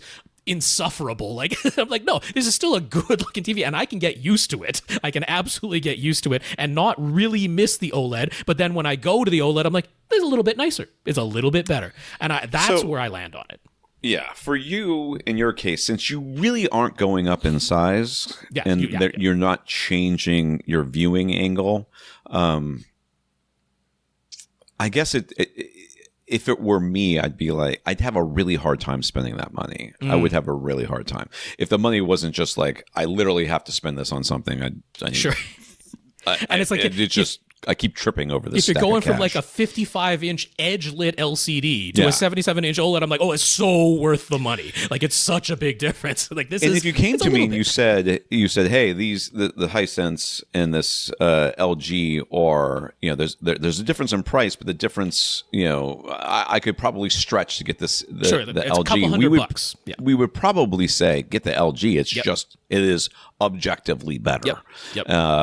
And you won't have that FOMO, but you won't have. I mean, you already know what you've got. You've already got it. You own it. So upgrading just to know that you have something a little bit better, that's harder for me to recommend. I'm not gonna. If you did it, I would be like, great, you're gonna love it. You're not going to be disappointed looking at the OLED, and I don't think you will look at the OLED and go, oh, I don't see any difference at all. I think you will look at it and go, oh yeah, I see a difference. And you know what? This OLED is a little bit nicer. That, I genuinely think you're going to do that. But will your wife really notice it? I'm like, that is questionable to me. Yeah, it's not going to be some kind of massive, couldn't possibly miss it difference. So yeah, I'll certainly say, I put up a nice star field pattern, with an actual inky black space background and then a bunch of stars. It's like, oh, those stars are definitely more pinpoint sharp. There's no haloing around them, and there's more of them. I can just flat out see more of those stars on the OLED than I can on any LCD, even the best LCDs. But it's like, that's obviously not everything you're watching, and not everybody is even going to pick up on that. But it's like that type of thing. I think you will see a difference. I think you'll think it's a little bit better, but I don't think it's going to be enough to be like, oh, it blew my mind. It's not that. I mean, one thing you can do, and I do this, and I think most of us do when we have a significant other that doesn't seem to care as much as we do about these things, which, I mean, fair enough. They've got other things to care about that they do care about more than you, and that's fine. Is you can point something out to them right before you make the change. Like, hey, I put up this Star Wars image, and look at the haloing right here. You see that? Yes, sure. I see it. Okay, we get the other TV. Now, this is the problem, which is inevitably is going to happen. is you'll put up the new one, the LG or whatever, and the OLED, and you'll point out, look at there's no hailing it, and then the other person's going, yeah, I can see that. Yep. I didn't care before, and I still don't care now. Could be. I never noticed it before, and I still don't know. I'm still never going to notice it, and that's going to, so you're not going to get them to care. So you have to have a reason to spend this money. At least I do, in order to get. And remember, I went from a projector to a flat to an LG OLED, and a big difference in screen size. To be honest, yeah. But my screen size went down. It sure did. But it came forward, so it's kind of like a wash. But the difference, my wife was like, "This is a different experience." There was no getting around it. Right. But that's not going to be the case here. So it's really up to you. If you're asking for my opinion, no, I don't think you should spend the money. Okay. I mean, okay, that's just it. And I fall a little bit more on the side of like, as long as you can afford it, as long as this really is not putting you into debt or anything like that. Like, I think you personally will be like, oh yeah, this is a little bit better. This is a little bit nicer. I like it. So that's where I land. All right. Infinite Gary. All of the old stuff that Gary has been finding in his basement, it was his dad's stuff, and there's a lot more to sort through. He has an extensive collection of electronics, books, periodicals, magazines, and manuals, some of it dating back to the 40s. It's a hoarder house. That's exactly how you describe one. Speaking of which, Gary found an old piece of test gear for measuring vacuum tubes. Can we explain why the readout is in decibels? I can not. But at the same time, you might be able to afford a new LG OLED by selling this to some other audiophile. I feel like this is a missed opportunity right here, sir. Go ahead, Rob. The thing to realize about decibels is that decibel by itself doesn't really mean anything other than it's describing that we're measuring in a logarithmic scale. Like, that's all decibel really indicates, is that we're not measuring linearly. We're measuring where when you go up from 1 bell to 2 bell, that's like a 10 times increase, right? That's what we're going in here. So it's exponential, right? Yeah, instead of being it's logarithmic instead of being linear. That's why, to speak correctly, when we're talking about measuring sound pressure level, we should be talking about decibels SPL, decibels of sound pressure level, where, a decibels C weighted, decibels whatever, so you see decibels used when describing resistors, because anytime we're using a logarithmic scale, we could potentially refer to that as decibels. So that's the reason why, this is being measured, because the curve of the resistance change in a vacuum tube is on a curve. It's not a linear progression. It's a curving thing that approximates a logarithmic progression. So it makes sense to measure them in decibels, so that what you're looking at on the graph goes from like 1 to 2 instead of like the gaps between the measurements getting smaller and smaller and smaller. As you go up, it looks like a linear scale, but you're measuring a logarithmic thing. So that's why it's done in decibels. There you go. Andy. When will we reach episode 1000? He's in no hurry, but he's been listening since Dina and Grandma Rob days, and he thinks it'll be cool to see us reach that milestone. So would we. But now that we've got this competition going on, this contest going on, this giveaway, maybe we have to at least 2 more weeks. Anyways, I don't think we were in danger anyway. Yes. Yeah, it doesn't seem to be in danger. The straightforward answer, Andy, is we don't know. We don't know we're trying. when it will be. We're trying. So he's running a 5.2.4 speaker setup using his Denon X3800H, clipped speakers all around, and a pair of SVS subs. His display is a 77-inch LG G3 OLED. He's really happy with his setup overall, but there's just a couple of minor pain points that he's hoping we might be able to address. If you considered putting 8-inch thick panels everywhere. First up, every once in a while, his G3 OLED will show a flash. This seems to be literally a drop frame here and there. He spotted it while watching physical Blu-rays and while streaming. Any idea why that happens sometimes? Is there any way to eliminate it? I've never heard of a flash by an OLED like that. Is that a thing? I've never heard of this. There are 2 possible things. One is, I'm going to say the most likely one first. It could be your HDMI cable. That makes the most sense to me. Yep. Because, yes, that makes the most sense to me. Yes, go ahead. And sometimes it's not the HDMI cable. Sometimes it's the particular port that you've plugged it into on either the LG or on the Denon. So that's a fairly easy experiment that doesn't have to cost a pile of money. You can get a new HDMI cable, you can try it on different HDMI ports, and that is honestly the most likely thing. If you somehow find out that it is absolutely not the HDMI cable connection, it could be to do with the frame rate changing, right? Because I mean, this is an HDMI issue of some sort, but maybe not necessarily the physical HDMI cable or the HDMI port. So what I can say is, because the LG OLEDs do such a good job of taking anything that is in a 60 hertz container, but then detecting whether it was originally 24 frames per second or 25 frames per second or 23.976 or whatever it might be in that 60 hertz container, I'm very okay with just always sending 60 hertz to an LG OLED, because it does a very good job of detecting whatever the original frame rate was and extracting and doing whatever 3:2 pull down inverse telecine it needs to show you a judder-free image. So rather than relying on outputting 24p or frame rate switching on your source device, I'm okay with trying just setting everything to 60 so it's never doing that frame rate switching, and maybe that's the cause. Oh, okay. Yeah. But I think it's probably the HDMI. Yeah, probably the HDMI. He says there are videos on YouTube that are labeled as Dolby Atmos, but he has never been able to get them to actually play in Atmos. Don't you need to do it with a specific app or a specific... There's an even simpler explanation than that, but we'll finish the question. Yeah. He's mainly tried using his LG's OLED's built-in YouTube app connected to his Denon via eARC. ChatGPT said that YouTube can only go up to Dolby Surround, not Atmos, and indeed his Denon's front panel has only ever said Dolby Surround, never Atmos. But is there any way to actually get Atmos from these YouTube videos that say they have it? They do not. That is the simpler explanation. There is no way to output Atmos from YouTube at the current time. It can...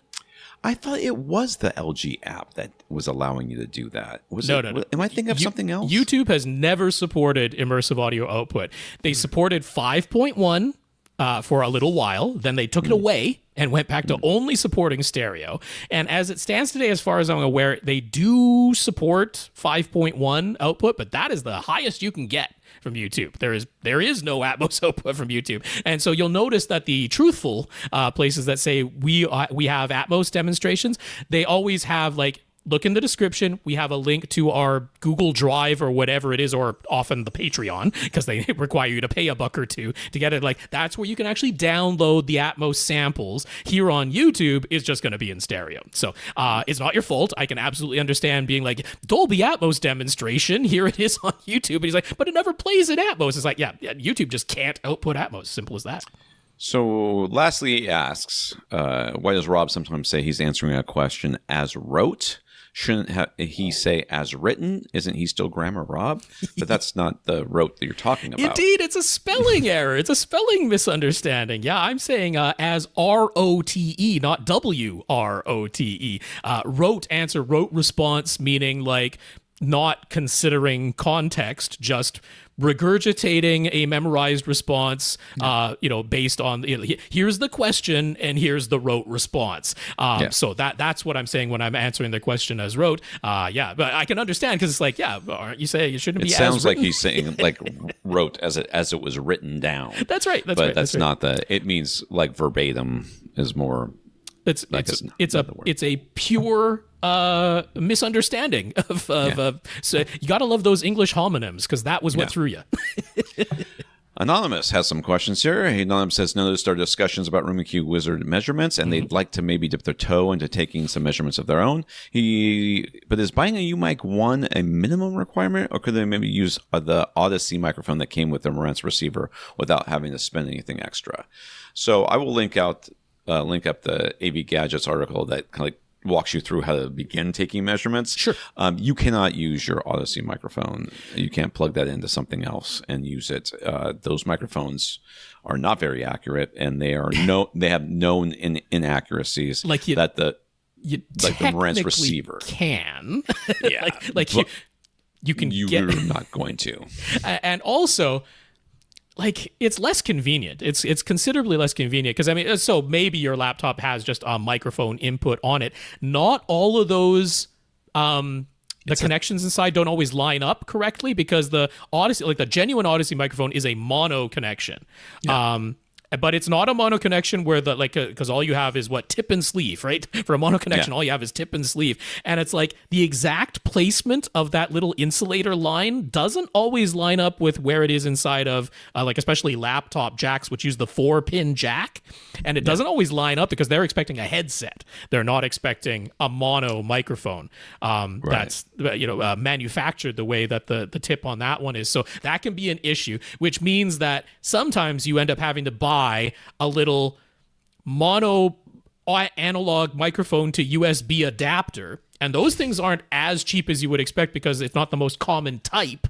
And so you're already up to like $60 to do that. And the UMic one is $80. And it's like, and that one is just USB and it's literally plug and play for Room EQ Wizard because they advise you when you plug in a UMic one, don't touch the gain. Like the gain is set where it should be. It's ready to go. And then Mini DSP, if that's who you buy it from, they supply you with a unique to the microphone you bought 90-degree and 0-degree calibration file that is easy to load. Like the convenience is almost worth the price alone of using the UMic one. Like, and I'm not saying that to try and sell UMics. I'm like, it's literally more convenient to use it that way. So what you can do with the Odyssey microphone, if you find your way around the sound card issues or getting the interface, is that, it's not wildly inaccurate. Like there's several frequencies where it's off by about 3 to 4 dB. So it's not the last word in accuracy. You wouldn't want to use it for that purposes, but it is consistent. So if the idea is I measure first and then I make a change and I want to see what changed, it'll be able to show you the difference between scenario A and scenario B. You'll be able to see what changed using the Odyssey microphone. So if you're literally just dipping your toe in and trying to get used to taking some measurements, but to me, the setup process is like it's not even worth just to pay a little bit of money and get a USB mic. So that's kind of where I land on that one. Yeah. James, back in the early 90s, James bought his first Technics integrated amp with a Dolby Pro Logic decoder. He wanted it so bad that he wanted it so he could play the handful of I don't know where the bad came from. Oh yeah, you were throwing that. I just stuck it in there because it's where it made sense in my brain. I'm also very low on coffee and very tired. We're almost there. He wanted it so that he could play a handful of hi-fi stereo with Dolby Surround VHS tapes he was able to find. He wanted to play them in their full glory. Mm-hmm. He actually still has that Technics integrated amp, and he still uses it with his laser disc player. The actual signal in either case was still an analog stereo recording, but a center channel and a mono surround channel were matrixed encoded into that stereo track, and a Dolby Pro Logic decoder could extract those and play them back. Mm-hmm. But it was never automatic. He could manually change between regular 2-channel stereo and Dolby Pro Logic listening modes, but he could do so with either stereo or Dolby Surround recordings. Occasionally playing back a regular 2-channel stereo track in Pro Logic would result in some strange sounding artifacts, and it was entirely possible to miss out on a matrix encoded Dolby Surround mix by simply leaving the Technics amp in the regular stereo playback mode instead of Pro Logic. Mm-hmm. So you always wished you could somehow automatically detect the encoding and switch playback modes automatically, but it's all analog. So that's not it is all analog. That's Fast forward to today, and Dolby Surround is a different thing now, and it has completely replaced the older Dolby Pro Logic listening modes. I mean, like it did decades ago, but go on. No, it wasn't that. It was when Atmos came in. That's when the new Dolby Surround you mean, but Dolby Pro Logic. Anyways, there used to be Dolby Surround in the theaters, and that was the four channel matrixed 4-channel was Dolby Surround, and then now Dolby Surround refers to the up mixer that comes along with Atmos. Yeah. But that's they've recycled names. But he still has those old VHS tapes and laser discs, and they can still play in either 2-channel stereo or Dolby Surround, the new one, listening modes. But there's still no automatic detection or switching. So we'd like to ask us, have we ever known of a receiver or pre-pro that could actually detect the matrix encoded Dolby Surround of yesteryear and automatically switch into the correct playback mode? No. I do not know of one. Maybe someone created such a thing, but I don't know of any like commercially widely consumer available device that ever did that. And it is because it is analog. There is a whole reason why Dolby Digital was called Dolby Digital. Like they emphasized that it was digital because to do the automatic detection, you need some kind of a flag. You need some kind of an indication, a little bit of code that can tell the decoding device, okay, now use this decoder instead. Right. I don't know how that would have been done in the analog domain. Like, as far as any device, like even if you digitize it, right, it's still just like, well, I'm getting a 2-channel signal, so I can do whatever now that I've digitized it, I can do whatever you want me to do to this 2-channel signal, but it can't like automatically detect that there's like something encoded in this 2-channel signal where I should automatically switch to a different decoder unless it was digitally encoded to begin with. So yeah, like you can have Dolby Digital that is 2.0. You can have Dolby Digital that is 3.0 or 3.1. You can have Dolby Digital that's 5.1, of course, or 7.1. It's like, but that all relies on there being a little digital piece of code that tells the decoder, okay, this is the format you're getting, switch into this, but it's a digital code that does that. So yeah, I don't know of any that can do exactly what you're hoping for. It's still a manual process because you're listening to analog recordings. All right. We just have Greg left, but we don't have time. I'm going to go. Okay. Yeah. We're going to be done. So we want to thank our listeners of the week. We want to thank the 123 patrons over at patreon.com who are signed up to be a monthly contributor, including James. Thank you to our Patreons. Yes, indeed. Yeah, that is patreon.com/AVRant podcast. If you'd like to sign up to make an automatic monthly donation. So big thanks to our 123 patrons over there. James, thank you for being one of them. All right. And we want to thank... we've got some notes of gratitude from Greg, Leighton, Gurinder, Terry, Hubert, Kevin, Eric, Mark, James, and the other Greg. So thank you for thanking us. Indeed. I'll say the names one more time. We got Greg, Leighton, Gurinder, Terry, Hubert, Kevin, Eric, Mark, James, and Greg H. Thank you so much for those notes of gratitude and encouragement. We really appreciate them. And a big, big thank you to everybody who continues to listen and send in your questions. If you want to get your question answered, all you have to do is ask. You ask by emailing us at question@avrant.com. For AVRant, I'm Tom Andry. And I'm Rob H. Now go out and listen to something.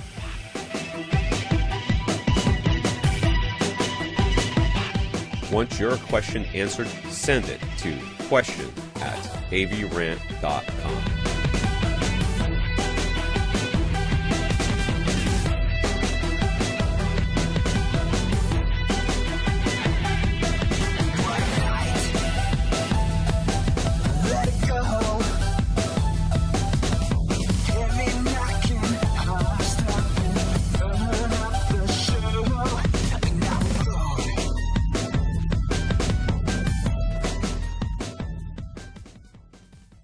This is AVRant.